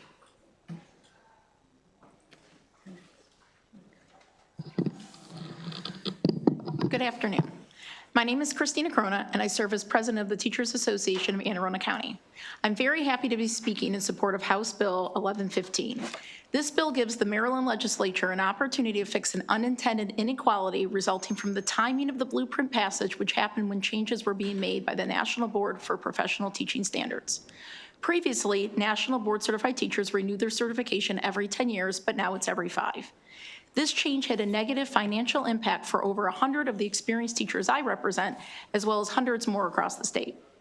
Under the blueprint, for every certification renewal, teachers receive additional salary enhancements, $8,000 for the first renewal, $7,000 for the second, and $6,000 for the third. This means for our veteran NBCTs who are still on the 10-year cycle, their salary enhancements are being delayed. Meanwhile, newer teachers are renewing and receiving their increases before them. And in fact, it is the very educators who are being financially harmed who often serve as mentors to those going through the process for the first time. Today is your opportunity to finally address this. Yes, there's a fiscal cost, but it will be a finite one since there's a fixed number of veteran educators who've been impacted. Remember, no one intended for this resulting salary inequity between experienced and newer teachers. To resolve this, our union partnered with Anne Arundel County Public Schools. Last year, we co-signed letters both to the National Board and our Anne Arundel delegation. In response, the National Board issued new guidance that those on the 10-year cycle should be recognized as going through 2 5-year cycles. A good first step, but this now has to be recognized by our state for the funding. Fortunately, our Anne Arundel delegation stepped up. We're glad for the work done initially by Senator Simon Ayer and for the support of bill sponsors Delegate Pruski and Senator Guile. This bill fulfills the blueprint's promise to honor educators' expertise, which must include our most experienced National Board Certified teachers from across the state. This will also help with the retention of educators we need who can help mentor our conditional educators and those starting their careers. I urge a favorable report. Thank you. Good afternoon. My name is Ellen Zadella Norris. I'm a 21st year teacher teaching music in the state of Maryland. I've been a National Board Certified teacher since 2010, and I maintained my certification in 2020 in the 10-year system. I actually worked with the National Board of Professional Teaching Standards to help modify the way that certification is done to put it on the 5-year cycle. The current blueprint provision to not recognize certifications prior to 2021 unfairly punishes individuals like me who've been NBCTs for over a decade. These are educators who have been committed to NBCT and high standards for teaching before there was any sort of considerable monetary incentive. Maryland public education would not be where we are today without the work of these dedicated NBCTs, but due to the current wording of the blueprint, we have been grossly mistreated by the state. The recertification that I completed in 2019 is not recognized and does not count towards my salary enhancement. Because I'm still on the more rigorous 10-year renewal cycle, I have to wait until 2031 in order to increase my salary. In that time, other NBCTs who certified a full decade after me will be eligible to increase their salary from $10,000 to $18,000 and then again to $25,000. Individuals who I mentored last year and who achieved NBCT last year a full 15 years after my initial certification will be at the same pay enhancement as me in 2031. There is no other career that I can think of where that would be deemed equitable in terms of experience and qualifications. The current blueprint does not fulfill the intent of retaining teachers as lined out in the legislation. As mentioned, the union, TAC, and AACPS wrote letters, and the National Board has deemed that 10-year renewal can count as 2 5-year renewals. I'm asking you to modify blueprint and vote favorably so that we can retain our most valuable teachers and continue to fulfill the intent of blueprint. Thank you.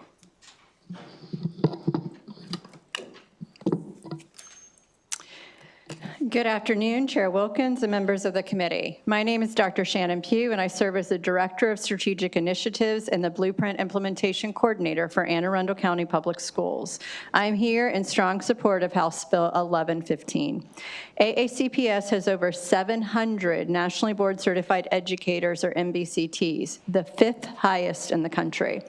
Long before Blueprint was enacted, our internal research showed higher student outcomes for our educators who achieved MBCT when compared to other educators.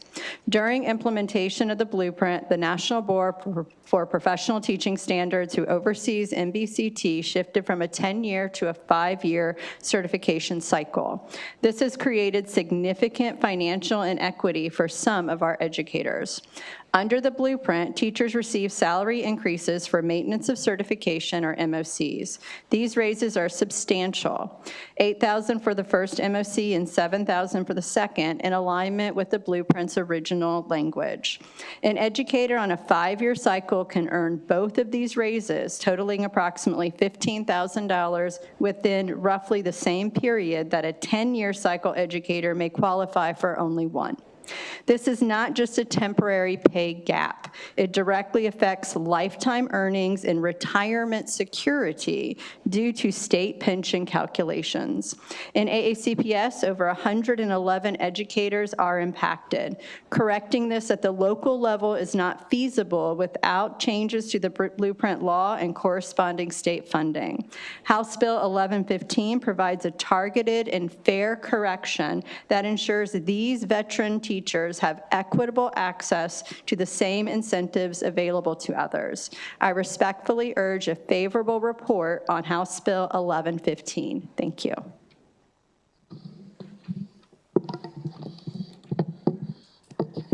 Chair Wilkins, members of the committee, for the record, my name is Lauren Lamb with the Maryland State Education Association. I'm here to assist with technical questions. Thank you. All right, colleagues, do we have any questions? I see one for this panel of witnesses. Delegate Buckle. Thank you, Madam Chair. And I have to say, and I know my good friend from Anne Arundel County really takes these things seriously, and I have a lot of empathy for the situation. It seems kind of like a technical situation. But I got to be honest, I'm really concerned about what's going on with teacher salaries and how it's affecting things. I just used the old Google machine while I was sitting here. Cecil County announced yesterday that because of raises that they have to enact, so more people get more money, they're going to lay off 50, 60, 70 teachers. Your colleagues are going to lose their jobs so that more of your colleagues can get a pay bump. Baltimore County 3 weeks ago announced that they're going to lay off 300 teachers because of pay raises. That's very direct. It's not me making this up. That's the school board, that's the school administration saying, in order to give everybody the raises that have been agreed to and have been promulgated through the Blueprint, we have to lay off teachers. And so I guess that's my question, and my concern is that sometimes there's a great movie. Delegate Corman and I both like it very much. Star Trek 2, The Wrath of Khan, where they say sometimes the needs of the many outweigh the needs of the few. And sometimes it seems to me, Delegate Pruski and the advocates for the continuing raises, which were put into law, we're going to give people raises, and now we realize that the needs of the many to keep teachers, to keep your union brothers and sisters on their jobs, sometimes means the needs of the few, the ones that are, I'm going to guarantee to get my raise, need to be kind of taken secondarily. Do you have any response to that? Because I'm really concerned that we're giving teachers more money, and I support that. I had a daughter who worked in the school system for years. I understand it, but it seems like when we're giving you more money, the flip side in large jurisdictions and small jurisdictions is we're actually firing teachers and other support staff people and resulting in larger class sizes. So how do we fix that? It can't just, we know we don't have any more money. There's no money tree out back. So what do we do? Yeah. Delegate Buckle, thank you for your question. I'm also a former school board member. That's actually how I started my career. Yeah. So, each county's different. I don't want to speak for individual counties, but I noticed like Washington County sent a letter of support. I wouldn't even think I would get that. There's other counties here that have testified. I know there's negotiations also going on right now. And also, this is the initial bill hearing. I know there's amendments coming that we're discussing as well, how to address this, and also appropriations. You can't bring something forward without being addressed. So I understand your concern and question, but I also understand if we pass something in the law and then we're telling folks one thing and then do another, we have to try and address it. So I think where we're at right now is to bring up the issue and then move forward. But I do hear your questions and concerns. Again, each county's different. Right now, it's difficult. I know tomorrow the Board of Revenue Estimates will give us a better idea where we're at in Maryland. So I think as these discussions go forward, we'll certainly look at that. And I appreciate that. I mean, I used to work at large law firms, and I hated the concept of I get a bonus but the person in the office next to me gets fired. And I think that's kind of where we're getting to with some of this, is that, you know, we negotiated these things, law, and you have a very technical issue. It doesn't seem correct.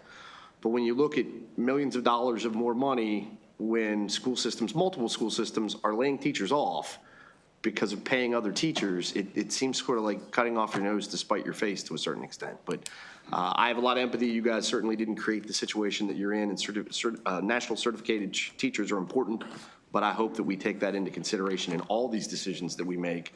By getting raises, are we actually firing our cohorts and diminishing the quality of education to our students? Thank you. Thank you, Delegate. Any other questions? Delegate Hartman. Thank you, Madam Chair, and thank you for bringing the bill forward. So when an NBC with a 10-year renewal, once they do the first renewal, then is it a 5-year after that, or is it once it's 10-year, always 10-year? Sometimes 5 years. So after the 10-year no longer exists. And so somebody on a 10-year certificate, her next certificate will be for 5 years. Okay, so when did NBC start? Like, what's the oldest NBC out there that could possibly, how damaged are they? Like, Yeah, so I think it would be 2019 would be the last year that there was a 10-year. I might be off by 1 year. I also happen to be an NBCT, so I have a little bit of knowledge of the time frame. 2019 would have been the last year that there was a 10-year certificate. Every time since then, it's been a 5-year certificate. so they're already overdue, so I guess the thing would be. They've been past 5, yeah. A 10-year, if they're already past the 5, or when they hit the 5, they would get, under this bill, would get the second step. And then when they take the renewal, they would actually get the lower third step. So their first renewal is at 8, or correct? So their first renewals at, would be at $8,000. It depends on the negotiated agreement for the LEA. For Anne Arundel, it will be $8,000. Okay. So it varies from county to county? Correct. Yes, but the maximum state share is $8,000. Okay, interesting. I wasn't aware of that. I thought it was consistent. So, okay, that answers my question. Thank you. Thank you. Any other questions for this panel? All right, thank you so much. We do have some additional witnesses that signed up. It's either Shannon Pugh or Sarah Pinsky, if we haven't heard from you yet, and then we have a virtual witness.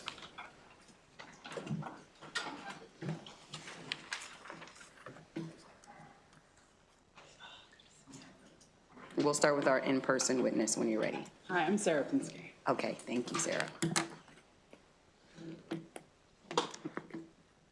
Good afternoon, Madam Chair and members of the committee. My name is Sarah Pinsky, and I'm coming to you on behalf of the National Board for Professional Teaching Standards in support of HB 1115. As the previous panel explained, a gap in current law has created an inequity for up to 900 Maryland teachers who hold older 10-year national board certificates. As a result, equally accomplished teachers are being treated differently solely based on when they last renewed their certificate. This is a temporary issue that will phase out by 2031 when all national board certified teachers have transitioned to 5-year certificates. This was brought to our attention last year by MSEA and the groups in Anne Arundel County. And to address this, in November 2025, the National Board's Board of Directors approved guidance recognizing a 10-year renewal as equivalent to completing 2 consecutive 5-year maintenance of certification cycles. House Bill 1115 allows Maryland to act on that guidance and ensure consistent treatment for all national board certified teachers. Because of the blueprint, Maryland leads the entire nation in the number of teachers earning national board certification each year. In 2025 alone, more than 1,400 Maryland teachers achieved this distinction, benefiting tens of thousands of students across the state. We want to support these teachers, including those who undertook this opportunity to advance their teaching practice even before the blueprint. We urge favorable report of this bill. Thank you. Thank you so much for your testimony. We'll now take our virtual witness, Ms. Young Buckler. You can start. Good afternoon, Madam Chair and members of the Ways and Means Committee. For the record, my name is Amy Young-Buckler, and I'm a library media specialist and National Board Certified teacher working in Anne Arundel County. I originally earned my National Board certification in 2009 and renewed it in 2019. This year is my 28th year teaching. I also serve as a professional learning facilitator or mentor for candidates pursuing their National Board certification. As a veteran educator at the top of my salary scale, the only additional salary I receive comes from cost of living increases and my National Board certification salary enhancement. I'm here today to urge a favorable report on House Bill 1115. Before I was a school librarian, I worked in retail banking. If I were still working in the banking industry and found myself in my current situation, I know exactly what I would do.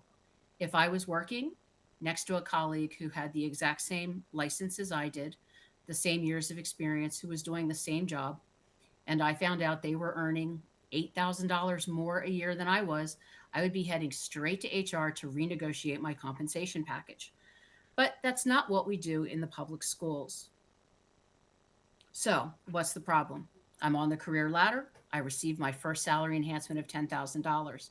However, because my maintenance of certification was completed prior to December 2021, I will not be eligible for a maintenance of certification salary enhancement until I participate in the next cycle, which for me would not start until 2028, which means I would not be receiving a maintenance of certification salary enhancement until 2030.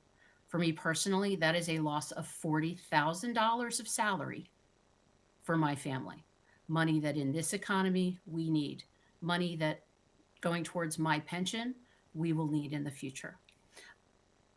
I urge you to look upon this matter favorably and please make sure that we can fix the blueprint so that all National Board Certified teachers earn the money they deserve. Thank you. Thank you so much for your testimony. Any questions for this witness? Okay, seeing none, that ends the bill hearing for House Bill 1115. We will go next to House Bill 1202. Delegate Acevero.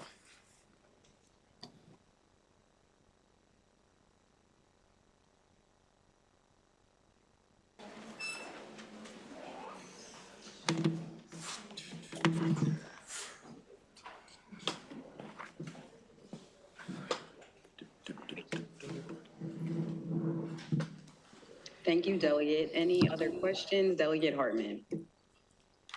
Thank you, Madam Chair, and thank you for bringing the bill forward. There we go. Mute that. All right.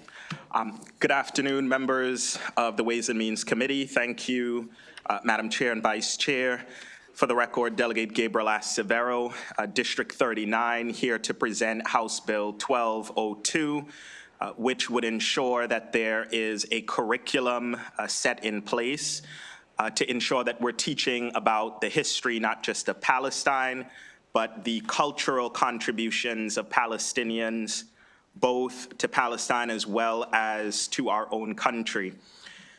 House Bill 1202 seeks to strengthen Maryland's commitment to inclusive, accurate, and respectful education in our public schools by requiring the development of content standards and curriculum resources on the culture and history of Palestine. This bill calls on the state's boards of education and the Maryland State Department of Education to work collaboratively with educators, historians, civil rights organizations, and community stakeholders to create historically grounded, nonpartisan instruction materials that can be incorporated into the state's social studies framework.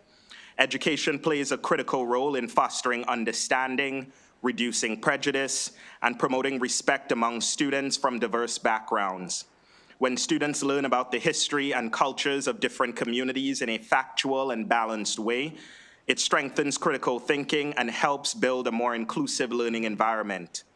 This legislation, House Bill 1202, recognizes that cultural literacy and historical context can help prevent bias and contribute to healthier school climates for all students, not just Palestinians. House Bill 1202 also responds to concerns about incidents of anti-Palestinian bigotry and harassment in schools by ensuring that Maryland's anti-bullying framework explicitly includes conduct motivated by anti-Palestinian bias.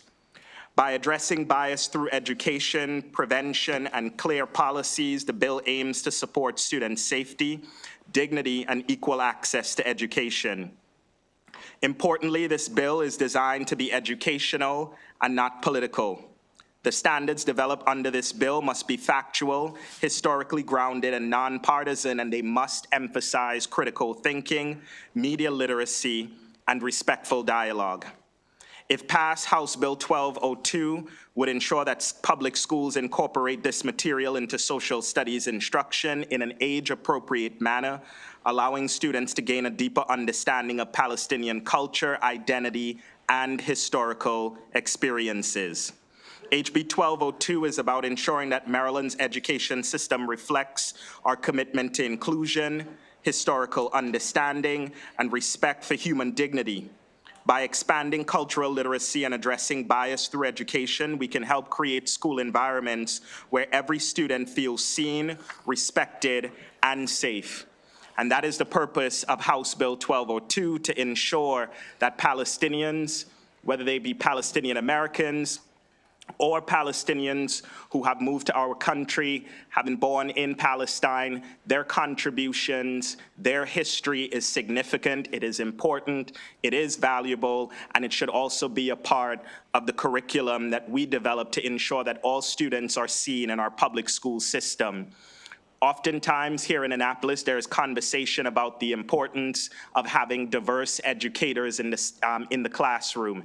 And I happen to agree with that sentiment because students have to see themselves reflected in the people who are providing the instruction. And equally as important, people, our students, our kids have to see themselves reflected in the curriculum, in the instruction that is being provided as well. That includes Palestinian students, that includes Muslim students, that includes every single child that matriculates through our public school system. They should see themselves reflected not just in the teacher, but also in the material as well. And so that is the purpose of House Bill 1202, to not just educate so we're combating bias and bigotry, but also to ensure that we're taking action. Combating bias is both about education and action, and this bill is one part of that step to ensure that we're educating people about the history, the culture, and the contributions of Palestinians.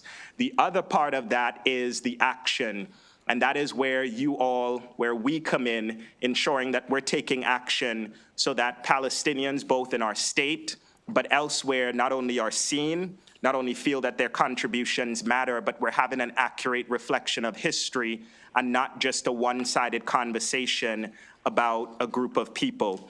And so it is for those reasons, Madam Chair and members of the committee, I respectfully urge a favorable report on House Bill 1202. And I'm happy to answer any questions, and I'll defer to folks in my panel.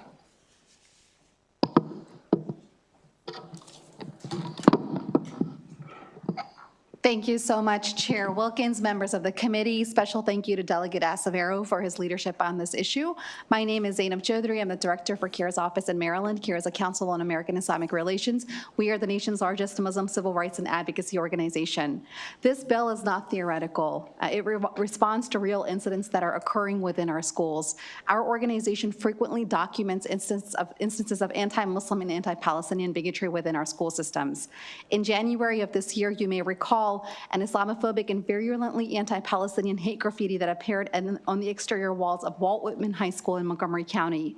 These messages included violent slurs and called for the destruction of all Palestinians. School leadership condemned it profoundly as offensive and threatening hate speech. And it was gratifying after years of seeing anti-Palestinian incidents within our school systems that are affecting both children who are Muslim and Christian Palestinians that finally our elected officials spoke out and vocally condemned an incident that occurred in one of our public schools. However, condemnations are not enough. The root issue and the root cause of this bigotry is the fact that there is a lot of ignorance about the Palestinian history and culture within our school systems.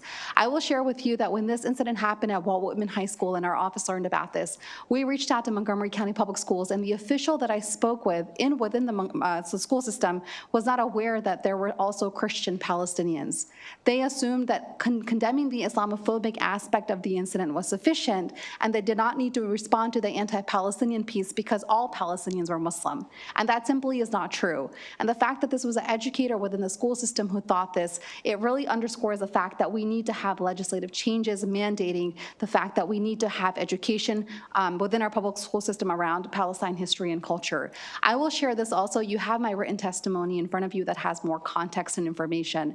Last summer, our organization found out that the State Department of Education had quietly removed all reference to Palestine from the curriculum of the social studies curriculum of the public school systems across the state. And this is egregious. It is unacceptable, and we are calling on the General Assembly to take immediate action to make sure that children who are Palestinian, whether they be Muslim or Christian, are not erased from our public school systems. They deserve the same rights, the same dignity, the same humanity as every other single child within our school system. And this bill is exactly the right step in that direction, and we call on you to take action to help make that happen. Thank you very much.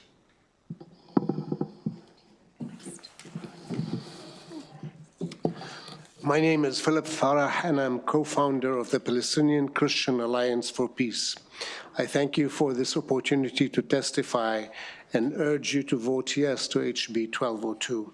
I'm often asked when my community converted to Christianity. My answer is over 2,000 years ago, when Jesus preached his message in the Holy Land. Since the rise of anti-colonial struggles in the early 1900s, Palestinian Christians have played a vital role in all aspects of our national life. We prospered for centuries in Palestine under different empires, but our presence in the Holy Land has never been as threatened as it is now, and disastrous U.S. policies stemming from dangerous ignorance are greatly contributing to our tragedy. My family used to be one of the largest families in Gaza. I still have relatives there. My 84-year-old relative, Ms. Ilham Farah, had sheltered in her Church of St. Porphyrius with hundreds of church members. St. Porphyrius, the third oldest church in the world, did not stop Israel from bombing it, killing 19 people, Christians sheltering there. Ilham survived and moved to the Church of the Holy Family, only to be shot in the leg by an Israeli sniper. She bled for many hours before dying. Anyone trying to pull her to safety was shot at. Why is it important for American students to learn about the Palestinians? It is because it should be clear by now that Palestine is at the heart of everything that's happening in the Middle East. The greatest mistake is that this is a religious conflict. I urge you to vote for HB 1202 because the curriculum that includes Palestinian culture can help counter the demonization of Palestinians and Muslims in our society. Thank you.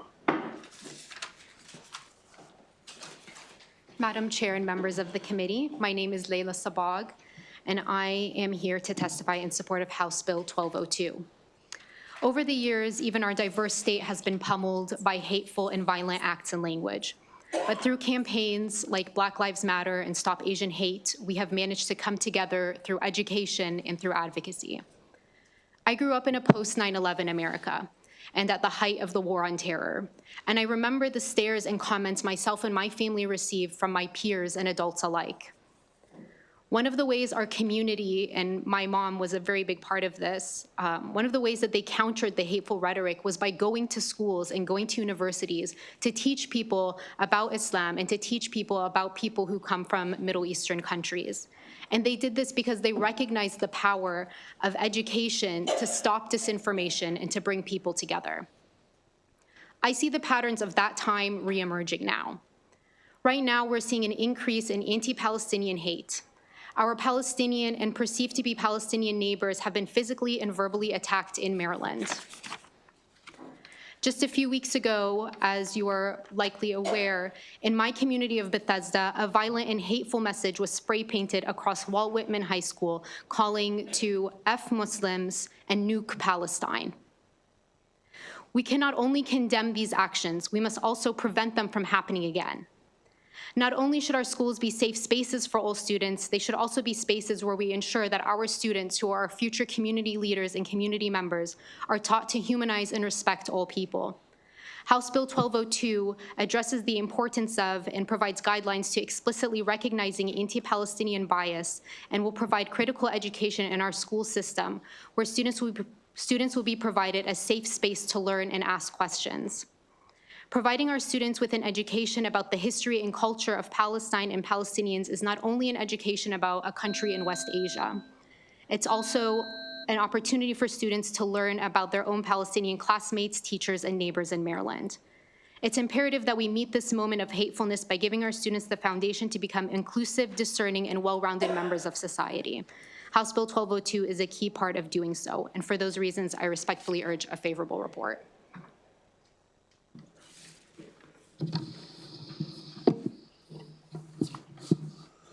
Good afternoon, members of the committee. My name is Sana Ansari. I'm here to testify in support of House Bill 1202.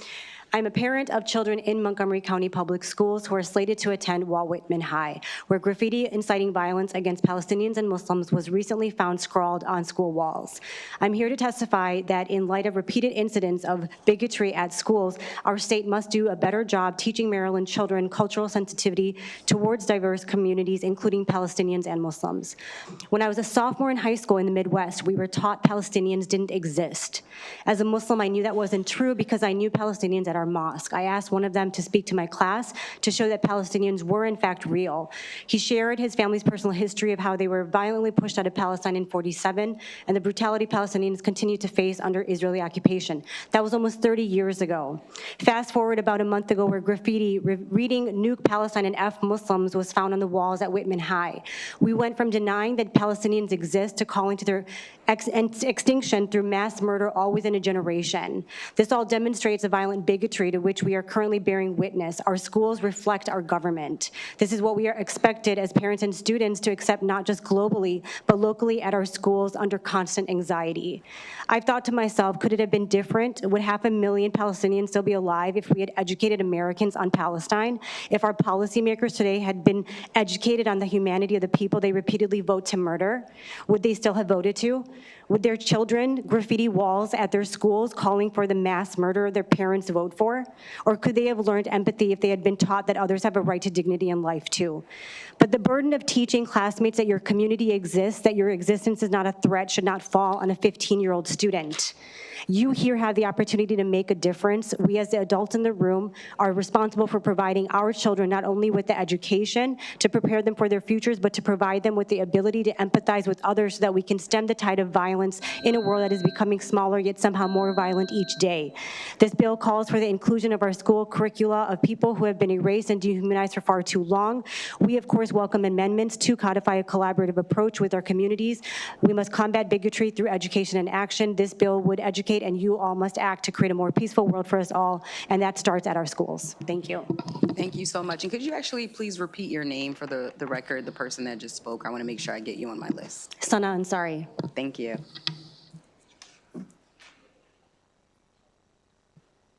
Colleagues, are there any questions for this panel of witnesses? Oh, Delegate Patterson. Thank you, Madam Chair, and thank you very much, Delegate Acevedo, for bringing this legislation to us. In the letters that are shared, and I believe also in your testimony, I've heard a reference to the graffiti and the violence or attacks at a particular school. What happened as a result of that? Did anything occur system-wide or at that particular school to address the graffiti and the incidents that were occurring? Thank you, Delegate Patterson, for the question, and I'll briefly respond, but I'll also, because I do know that CARE as well as parents were in contact with MCPS, and I certainly want to ensure that they have an opportunity to respond. But when I'd heard about it, I was deeply concerned, and I reached out to MCPS. They, as was mentioned, rightly condemned Islamophobia, but there was sort of a conflation of Islamophobia with anti-Palestinian bigotry. And so that's the whole purpose of this bill, so that folks understand that not only does Palestine and Palestinians exist, but there is a diversity within that very identity. You know, the gentleman that spoke of his experience as a Palestinian Christian. I myself, a proud AME Christian, definitely want to ensure that we're not erasing Palestinian Christians and others who, were born, grew up, and whose cultures are just so significant.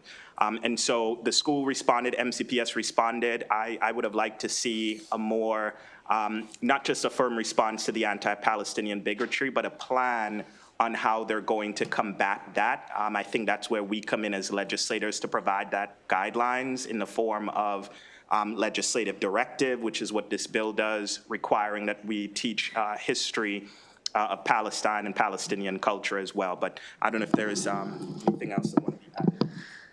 Thank you, Delegate Patterson, for that question. So there were up to $5,000 was offered as a reward for information leading to an arrest. Unfortunately, as far as we know, the investigation is ongoing. No perpetrators or suspects were taken into custody. The school system did assure us that they were taking due diligence steps to make sure that especially staff and students at that particular school were aware of the fact that the investigation was ongoing. However, we want to acknowledge that there was widespread condemnation from members of Congress, from that congressional district, from the state level officials as well, many of the state level officials. The Jewish Caucus, we appreciate their statement of support and solidarity, also acknowledging the anti-Palestinian component of the incident. The focus of this particular bill is that we need to go beyond condemnations. We need to go beyond apologies. We need substantive policy changes. And it was deeply troubling for us to see that MSDE last summer, the Baltimore Banner published an article about this, where they erased any mention of Palestine from the social studies curriculum quietly. This was done without input from the Palestinian Christian or Muslim community, from stakeholders, from subject matter experts, and we were able to mobilize after we were contacted by a reporter that this had happened through MSDE. And so we were able to mobilize and put pressure on MSDE to reinstate what was previously included related to Palestine within the public education school curriculum. However, that in and of itself is not enough. There is an entire culture and history behind this community. I'm not Palestinian myself. Many people think I do. I am, because I'm very vocal about Palestinian human rights, but that's because it's just the right thing to do. You don't have to be Palestinian, you don't have to be Muslim, you don't have to be Christian. None of our children should feel like they're being isolated or alienated or somehow being targeted. I have spoken to Palestinian children who attend public schools in Maryland, and they do not tell their peers that they're Palestinian. They are terrified to tell their friends that they're Palestinian because they're afraid of being blacklisted or being stigmatized or being called a terrorist, and no child should ever have to face that. And if our MSDE is not doing its job, then we need the General Assembly to do its job, and that's why we're here today. Thank you very much. Thank you so much. Any other questions? All right, seeing none, this panel is excused. We do have several additional witnesses to testify. Abir Shinawi, if you're here in person. Okay, and then we do have 3 virtual witnesses. What are your names? Okay, could you say your names, please? Ruba Abu Kader. Okay. Okay, Want her please name, or proceed. should I start? Yes, please proceed.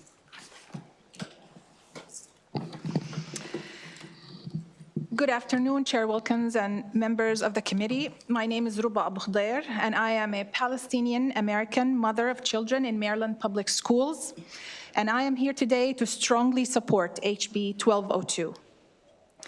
When I came to this country, one of the first things I heard repeatedly was that all people are created equal, and everyone's voice deserves to be heard. Every story deserves to be told. Yet, When Palestinian stories are told, they are often inaccurate, sometimes from prejudice and sometimes from ignorance. One day, my son had to correct his own history teacher about Palestine, so the class would not be misinformed. The teacher later acknowledged the mistake in front of the class. But when I raised this concern with the school district, I was told that teachers simply lack information about Palestine. But that lack of knowledge has consequences. When students are invisible in the curriculum, it sends a message that their history and identity do not matter. And this does not stay at the level of misinformation. My son has experienced intimidation because of his identity as a Palestinian. At one point, a staff member questioned him while pointing to a map of Palestine and asked him, "What is this?" Imagine being a student and feeling like your identity is something you must defend in your own school. During another incident, an administrator reiterated inaccurate propaganda we often hear in the news about Palestinians. That's normal. After speaking with the Palestinian students, he acknowledged his ignorance and thanked them for opening his eyes to it. So as an American, I want to trust our institutions. I really do. But right now, many Palestinian families feel less safe and less heard. So please, help rebuild that trust. Help ensure that every child in Maryland, including Palestinian children, feels seen, respected, and protected in their schools. I respectfully urge a favorable report on HB 1202. Thank you. Good afternoon, Chair Wilkins and members of the committee. My name is Leila Abu Khair, and I am a 10th grade student at River Hill High School. Thank you for the opportunity to testify today in support of House Bill 1202. What I appreciate most about this bill is that it focuses on education. It is only through education and a shared understanding of the facts, not the comfortable facts, but the facts of history, that we can provide justice for victims of past atrocities and help make sure they don't happen again. I want you to imagine that if we were not allowed to talk about slavery in schools because it makes some people uncomfortable. Imagine if MLK, Malcolm X, and the civil rights movement were taboo topics in classrooms. And why go back that far? What if George Floyd was just another name removed from the curriculum on current events? Worse yet, what if the facts were obscured to the point where, God forbid, the curriculum justified his death? Everyone in this room lived through that and saw the aftermath. What if your kids didn't learn about his murder because it makes some people uncomfortable? These topics are important, meaning that teaching accurate history and facts are also important. Now imagine how a Palestinian feels when their history is skipped over, even though the fact is Palestinians have endured war crimes and atrocities for over 75 years and continue to face them today. Uncomfortable or not, these are facts. And just like the example of George Floyd, some facts are unfortunately obscured in the media to justify these atrocities. It is only through education based on facts, not propaganda, not what makes us feel good, but the cold, hard facts, that we make sure history doesn't repeat itself. As a Palestinian student, it feels dehumanizing whenever my identity is not mentioned in schools. In social studies classes, we learn about many cultures and regions of the world, but Palestinian history and culture are often missing, which makes students like me feel like our history doesn't matter. I hope future Palestinian students in Maryland classrooms will be able to see their real history and culture acknowledged in the same way others are.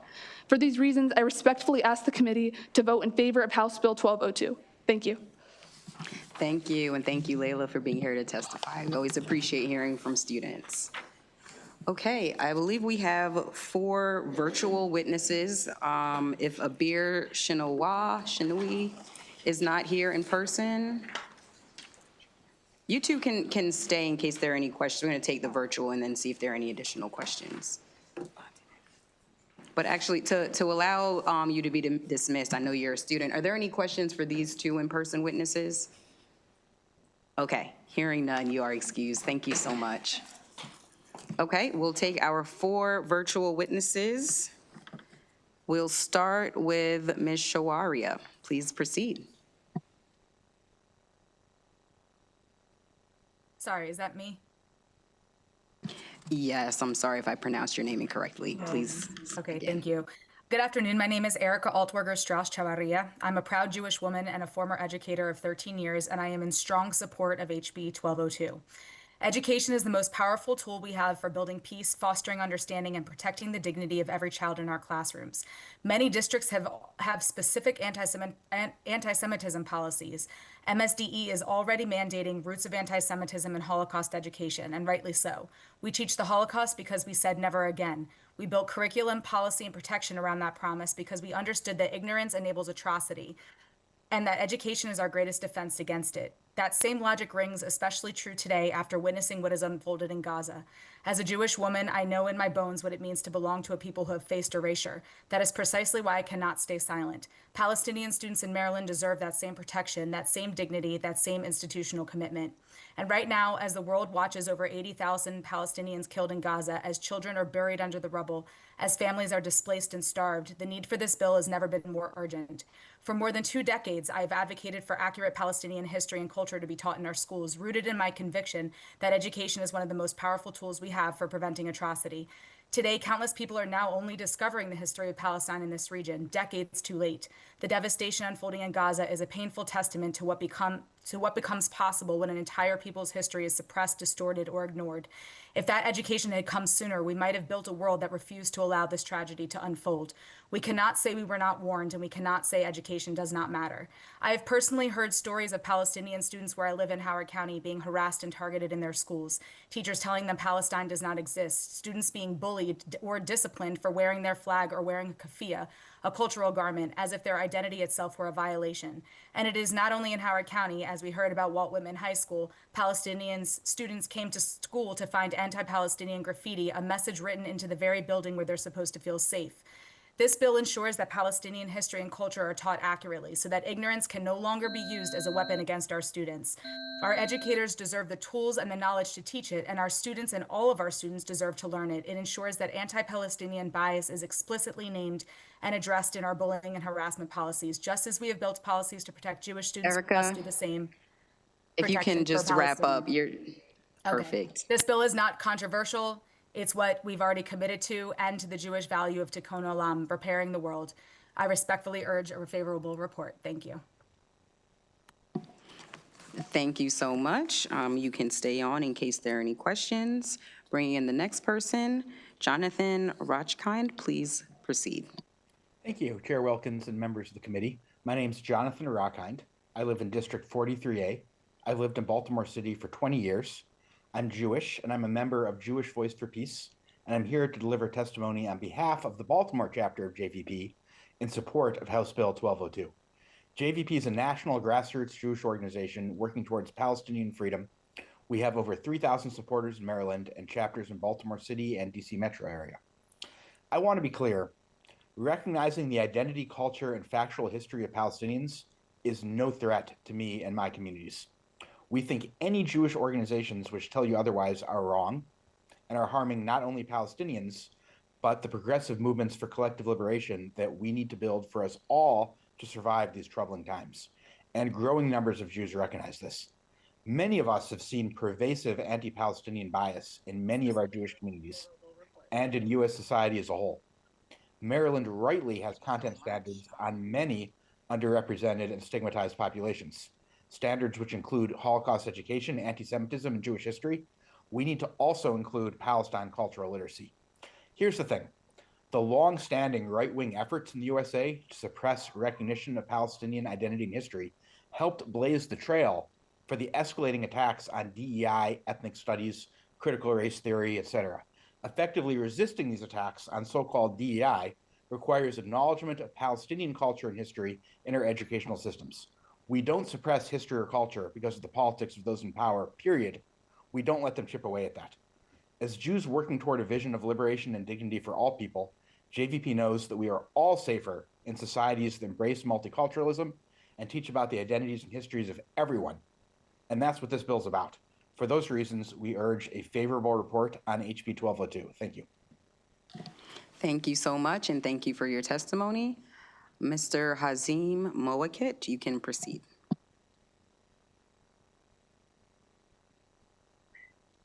Good afternoon. everyone. My name is Hazem Mwaket, and I've been a resident of Montgomery County District 16 since 2003.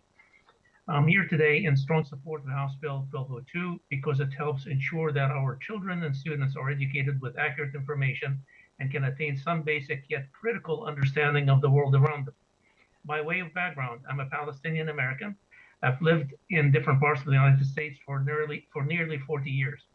Throughout my life, I often felt the need to be cautious about sharing my ethnic background out of fear of bias or negative reactions. Those reactions ranged from simple misunderstandings to suspicion, at times to outright bigotry. Hate, bigotry, and fear of people seen as different often come from ignorance and gaps in education. When we provide students with a more complete, accurate, and unbiased education, we address the root cause and take meaningful steps toward reducing prejudice in our society. Students of today are the leaders of tomorrow. When they are well informed, they are far more likely to grow into thoughtful leaders who make decisions that benefit our communities and our country. This bill is especially important to me because it also helps counter years of disinformation and negative portrayals of Arabs and Palestinians in mainstream media. Additionally, we are living through extremely precarious times, which makes efforts to increase understanding especially important. For all these reasons, I believe that this bill could not be more timely. I respectfully urge you to support and approve House Bill 1202. I would also like to personally thank Delegates Acevedo, Alston, Lewis, Martinez, Stennett, and Young for sponsoring this important bill. Thank you for your time. Thank you so much. Mr. Grady O'Rear, you can proceed.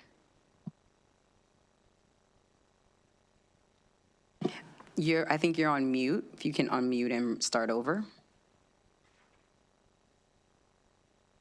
My name is Grady O'Rear, and I'm here in support of this bill. As you can probably tell from my name, I'm of Irish heritage. If we go back before the Civil War, the C&O Canal was being largely built by Irish, and that was because Irish at the time were seen as a separate race and lower than slaves because they had no value. Education and political engagement changed that dynamic. When I was a boy back in the 1950s, I can remember going through Waldorf on Route 5, seeing signs, whites only for motels, whites only for drinking fountains, whites only for bathrooms. What changed that dynamic? Education and political engagement. Today, we face similar challenges on the world stage that is coming back to us domestically. And it's this fact that we are dividing ourselves into factions instead of looking at ourselves as one human family. We must together reduce suffering. We must together cause community uplift. We can do that through education and political engagement. You, as legislators, have an opportunity to help bring forth that community uplift. I strongly urge you to adopt this important legislation and make it law. Thank you. Thank you so much for your testimony and your time. We have one more virtual witness. Please proceed. Good afternoon, and thank you for the opportunity to speak today. My name is Evie Frankel. I'm speaking today for a favorable report on House Bill 1202. I'm a former high school history teacher, a daughter of Holocaust refugees, and a member of Jewish Voice for Peace.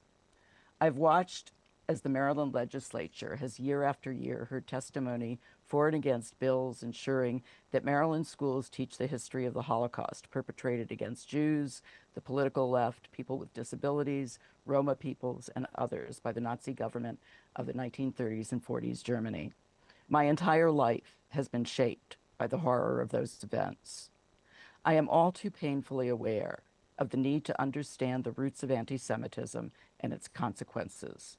But the lessons I was taught in my home were that never again meant never again for anyone, not just Jews. The current flashpoint where this sad story is playing out, rooted in both the trauma of the Holocaust and its resulting emotional damage, is Israel-Palestine. And it is impossible to stop damage created by the revolving generational trauma without also understanding the history of the Palestinian people. If our goal is truly never again, it must mean never again for everyone, because who deserves to pay the price for the Holocaust? No one. The only way to prevent Holocausts in the future is to value every human equally, to treat every human with dignity, for every human to have equal civil and legal rights. In the context of the current flashpoint, this cannot be achieved without understanding the beauty, the dignity, the value of Palestinian history and culture. It is not possible to truly understand, and through understanding change, the pain which our students and families bear without understanding the interrelationships between the Jewish and Palestinian stories. Otherwise, we risk the same scapegoating that Can you led to the please Holocaust. wrap up? Yes. Thank you. I want you to help change history because you have the power. Only this body can do that. I ask you to return a favorable vote on HB 1202. Thank you. Thank you so much to these witnesses. Colleagues, any questions for these virtual witnesses? All right, seeing none, thank you again for your time. We appreciate your testimony. Thank you. We do have one witness who signed up in opposition to the bill. Fitzgerald Mofer, are you here? All right. Not seeing him present, that ends the bill hearing for House Bill 1202. Thank you.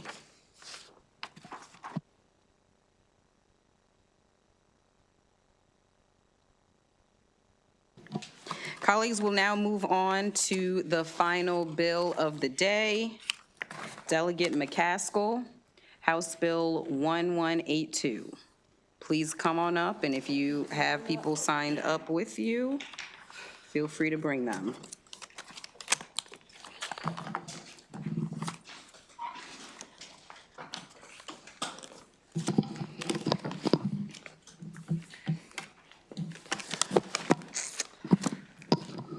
Madam Chair, is it okay if I get started while we get assembled here? Thank you so very much.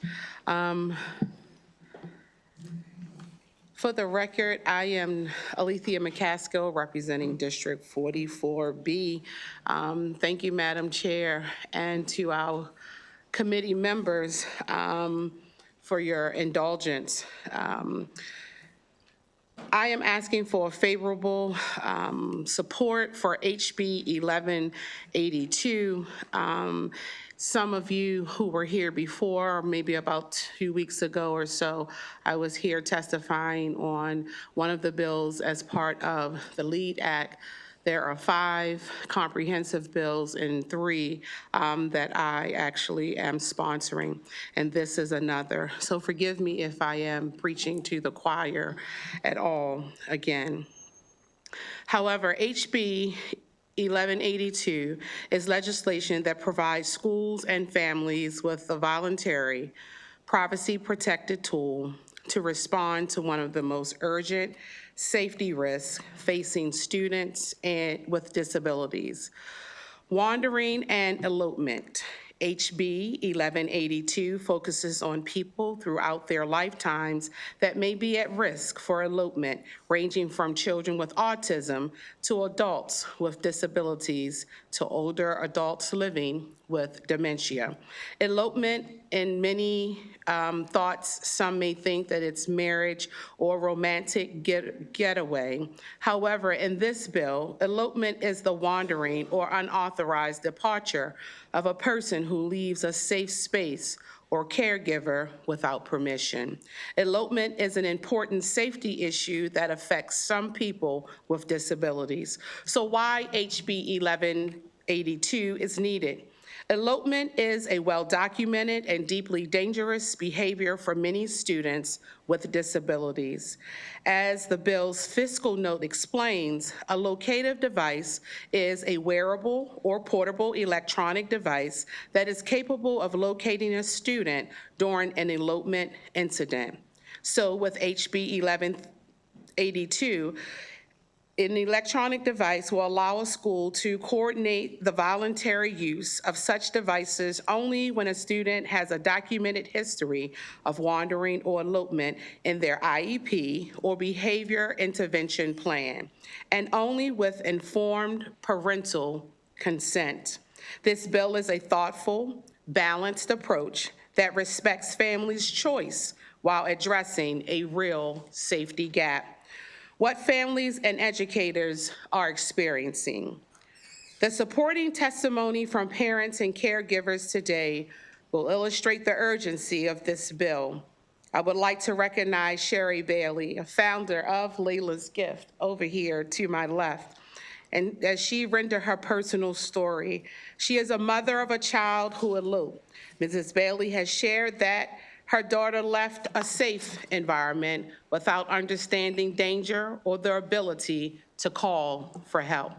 This experience was very scary and exhausting for Layla and her family. Fortunately, Layla was found. This situation made this family more aware of locative devices. But what they found is that there are no clear coordination with schools, creating gaps during the school day when elopement risks are at its highest. HB 1182 creates a clear framework for coordination between families and schools in the event of an elopement crisis.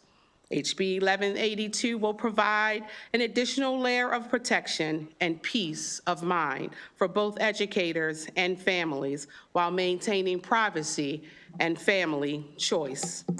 What HB 1182 actually does is it does not mandate technology. It does not require schools to purchase devices either. It does not allow broad surveillance. This technology will ensure dignity by only triggering alerts at specific entry or exit points rather than recording all personal movement. Information will be used to address or respond to a student's wandering or elopement behavior only. I apologize. My husband's calling. With this legislation, it will create a voluntary parent-driven option. Only students with documented elopement risk in their IEP or their individual education plan are eligible, and only with a parental consent. It ensures strict privacy protections. How? Because schools may access only the minimum information necessary to respond to an elopement incident. It requires MSDE to issue advisory guidance. How? This by ensuring consistency, clarity, and safeguards around school systems. It supports existing IDEA, the Individual with Disabilities Act requirements. How?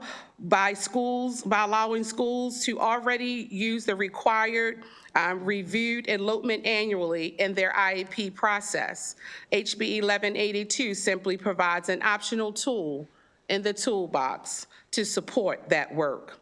And then finally, it helps schools respond faster in emergencies. Elopement is not rare and it's not hypothetical.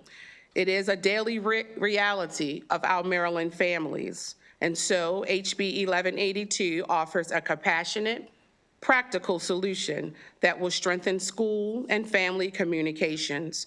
It will also reduce emergency response time and respects privacy and autonomy. And for this reason, Madam Chair, and to this fine committee, I respectfully urge a favorable report for HB 1182.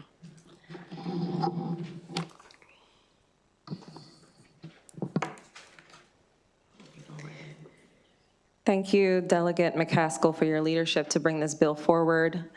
Good afternoon, Madam Chair. I see the Vice Chair stepped out, and members of the committee. I also want to say thank you to Delegate Patterson for your championship last year around ACE's Law, because I always quote that ACE's Law was one of Maryland's great first steps in the right direction around elopement, especially within the school system. You heard me here last week around HB 1000, the water mapping bill. Again, repeating what Delegate McCaskill said, this is another one of 5 bills related to the Comprehensive Lead Act. I won't regurgitate my daughter's story, although hopefully you walked away last week knowing that this is a problem. And for Marylanders, following Delegate Wim's question last week, we quantified upwards of 10,000 children at risk, with 17% of them potentially at risk of losing their lives as a result of elopement. I have a minute here, and rather than regurgitating a lot of what I said last week, I just want to set the stage for what's currently happening. As you know, I'm also a founder of a nonprofit that supports children with special needs and disabilities and their families. And one mom in particular shared a very frightening story with me recently around an elopement scenario that happened at the school. Her son eloped, nonverbal, autism, although this isn't just strictly limited to autism. It could be intellectual disabilities as well. But the child had autism. He left the premises. It was a walkie-talkie exercise for the school. Screaming and yelling, has anyone seen the boy? The boy was 4 blocks up the road when a paraeducator spotted him from a window, ran across a busy street, and found him and brought him back. Are you with me? This could have ended horribly. Mom took him out of school, and the school later found that the boy actually had a locative device. But because there was no partnership and collaboration and communication, nor is it allowed, and this is why this is important, this is where we ended. In these situations, every second matters, and it could have went from a 15 to 20-minute search to a search under 2 minutes. Thank you for your time, and for this, I urge you to issue a favorable report for House Bill 1182.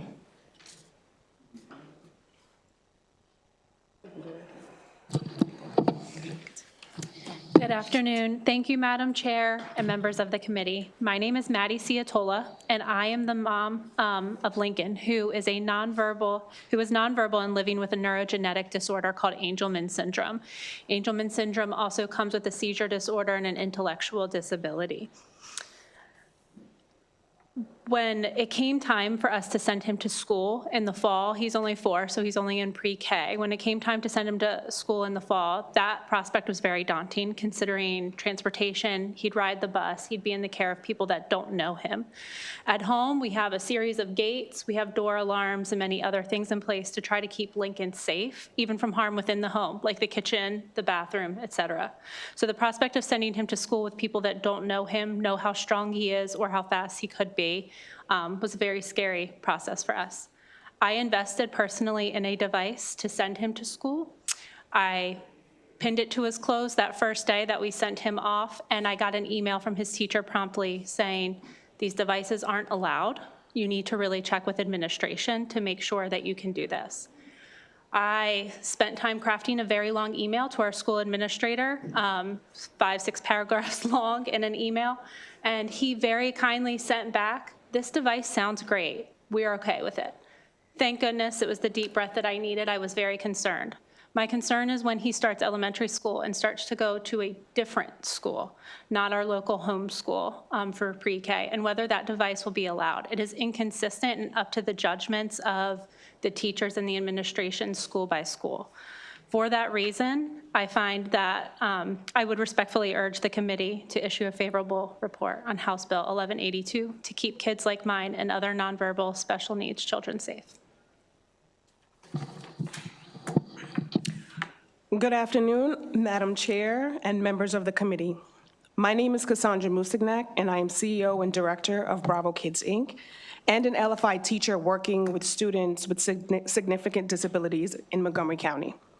In both my professional roles, I work closely with children and families who often face challenges related to safety awareness, communication, and independence. I'm writing to express strong support for House Bill 1182. House Bill 1182 allows schools to coordinate the voluntary use of locative devices for students who may be at risk of wandering or elopement. These devices can help caregivers and school staff quickly locate a child if they leave a supervised environment, while also including important privacy protections to ensure information is handled appropriately. Students with certain disabilities may wander unexpectedly and may not recognize dangers such as traffic, bodies of water, or unfamiliar environments. In both my works with families and in the classroom, I have seen how quickly a situation can become unsafe when a child elopes. Tools that allow staff and caregivers to locate a student quickly can save critical time during an emergency and help prevent potentially dangerous situations. As a special education teacher, I also recognize that while individualized educational programs are designed to outline educational supports and accommodations, they often do not include the level of coordination needed when it comes to safety planning or the voluntary use of safety technology. Educators and school teams work hard to support the needs of their students, but there is currently limited guidance around how schools and families can collaborate when devices such as locative technology are part of a family safety plan. House Bill 1182 would help create clearer pathways for communication and coordinate between parents and schools when these devices are used. Importantly, the bill does not require the use of locative devices, but instead— Ma'am, if you can please wrap up, your 2 minutes. For these reasons, I respectfully urge the committee to issue a favorable report on House Bill 1182. Thank you for your time and consideration. Hello, Madam Chair and members of the committee. Thank you for the opportunity to speak today. My name is Mackenzie Wardrope, and I am the parent of 2 medically and developmentally complex children. My 12-year-old daughter, Adelaide, who lives with SCN8A epilepsy and multiple comorbidities, and my 6-year-old trauma-based neurodivergent son, Miller. Caring for a child with a rare medical condition already brings a level of uncertainty that most families never have to think about. When you are also supporting another child with an IEP who may struggle with impulse control or following directions, the responsibility multiplies. Every day requires thoughtful preparation, coordination, and constant awareness of each child's individual needs. Families like mine live with the daily uncertainty, balancing medical care, educational supports, therapies, and safety concerns while trying to create a stable and nurturing environment for our children. For us, safety planning isn't theoretical, it's something that we think about every single day. House Bill 1182 would authorize schools to coordinate the non-required and voluntary use of locative devices for students who may be at risk of elopement. For some children with disabilities, wandering can happen suddenly and without warning, and they may not understand the dangers of becoming lost. For parents, those what-if moments can be terrifying. This legislation gives schools and families another tool to respond quickly if a child leaves a supervised area. Just as importantly, it allows safety planning to happen in partnership between families and schools. For families managing multiple complex needs, that reassurance is invaluable. Knowing that schools and families can work together around safety planning builds trust and helps ensure that each child's needs are recognized and supported. Policies like House Bill 1182 are not just procedural. They have real and meaningful impact on the everyday lives of families navigating complex caregiving responsibilities. For these reasons, I respectfully urge the committee to issue a favorable report on House Bill 1182. Thank you for your time and consideration. Thank you so much, and thank you for your testimony to this panel. Question from Delegate Ebersol. Thank you, Madam Chair, and thank you for bringing this bill. I appreciate your concern. Recognizing that the bill is enabling, the fiscal note is silent on the actual cost of a device and the stuff that would be needed to track a device. I don't need an exact figure, a ballpark for the device and a ballpark for the ability to track it. Just get an idea of what we're looking at here. I'll defer to my panel. Thank you for the question, Delegate. I think the biggest misconception is that the school is purchasing or procuring this. I really, Understood, I'm understood. completely with you. This Yep. is, and we're watching time here. Sure. So I'm gonna be really careful. I just want to get a sense. This is this is a device that would be procured directly by the caregiver and at the cost of the caregiver. So it could be upwards, so there are several devices available in the market today. Out-of-cost pocket is upwards of $1,000 a year. House Bill 1117 is another one that we have on the floor with the LEAD Act to cover the cost for elopement response devices for families like ours. So to answer your question very clearly, the price ranges range from anywhere from $30 a month to $100 a month subscription fees for families. For the device and the tracking, both. Yes. Okay, thank you. You're welcome. Thank you, Delegate. Delegate Patterson. Thank you, Madam Chair. That was comparable, similar to my question as well. But first of all, I want to thank Delegate McCaskill for bringing this bill to us and for acknowledging the fact that it does exist. And yes, we had ACE's law last year. It's really based upon Miles' law, but the parent, there's a long story there.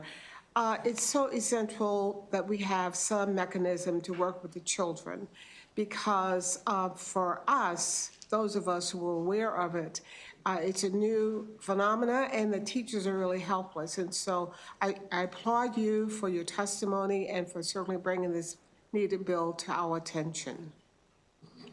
Thank you. Any other questions? All right, seeing none, this panel of witnesses is dismissed. Thank you so much. Reginald Lawson, Cody Stevens, and if there's anyone else who signed up in person, please come on up. You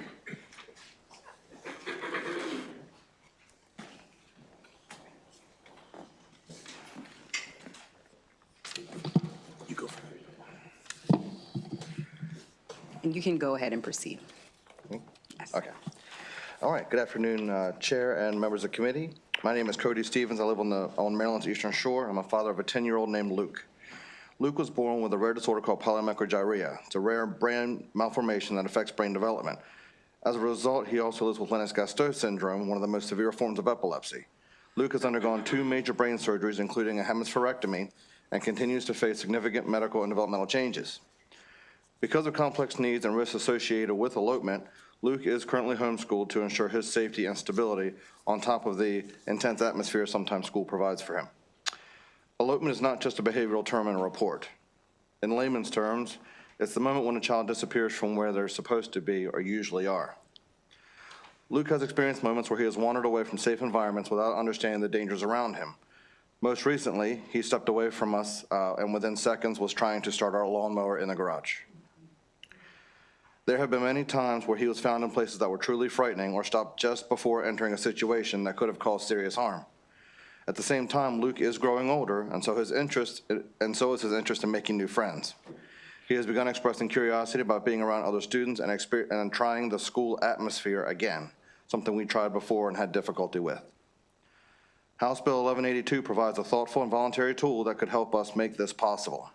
The bill allows for schools and parents to coordinate the voluntary use of locative devices for students with documented wandering and elopement behavior, while also ensuring strong privacy protections and parental consent. This legislation doesn't require devices or impose mandates. It simply allows schools and parents to work together on safety planning when elopement is known as a major risk. For Luke, tools like this could help create a safety framework needed to safely explore opportunities and growth within the school community, something he's eager to do. Students like Luke deserve an opportunity to learn, grow, and connect with others in environments where safety is not an afterthought, but a shared responsibility. For these reasons, I respectfully ask for a favorable report for House Bill 1182. Thank you.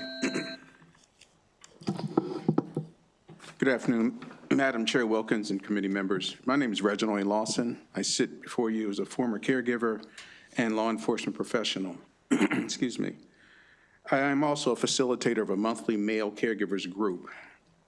In there, we discuss real-world realities of the risk of elopement during adult daycare visits, food shopping, as well as family outings. We usually emphasize the passing of time as the greatest risk multiplier for those that elope who suffer cognitive disabilities. Locating them quickly is paramount. During my caregiving journey with my mother, I employed several options such as medical alert bracelets and dementia seatbelt covers to inform anyone who may find her without me of her condition and whom to call. However, those approaches did not address the time-sensitive risk nor locative needs.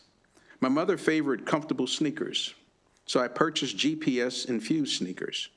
This afforded all of us, the family, paid caregivers, daycare staff, and search personnel, the ability to identify her quickly when she did elope, thereby reducing the time to find her and lessening exposure to danger. The psychological relief of knowing you can find them as quickly as possible is invaluable. First responders dread locating at-risk people too late. Most don't know, but they have an emotional investment into the outcome. One day, my mother was reported missing, and we spent 4.5 hours looking for her. She was in her closet. If we had such a device, we could have found her and spared everyone. For this reason, I respectfully urge the committee to issue a favorable report for House Bill 1182. Thank you. Thank you both for your testimony and for your patience as our last witnesses of the day, but we do appreciate the information you shared. Do we have any questions, colleagues? All right, seeing no questions, thank you so much again for your time. That ends the bill hearing on House Bill 1182, and that ends our bill hearings for the day. Way to bring it home, Delegate McCaffrey. Colleagues, we will take 5.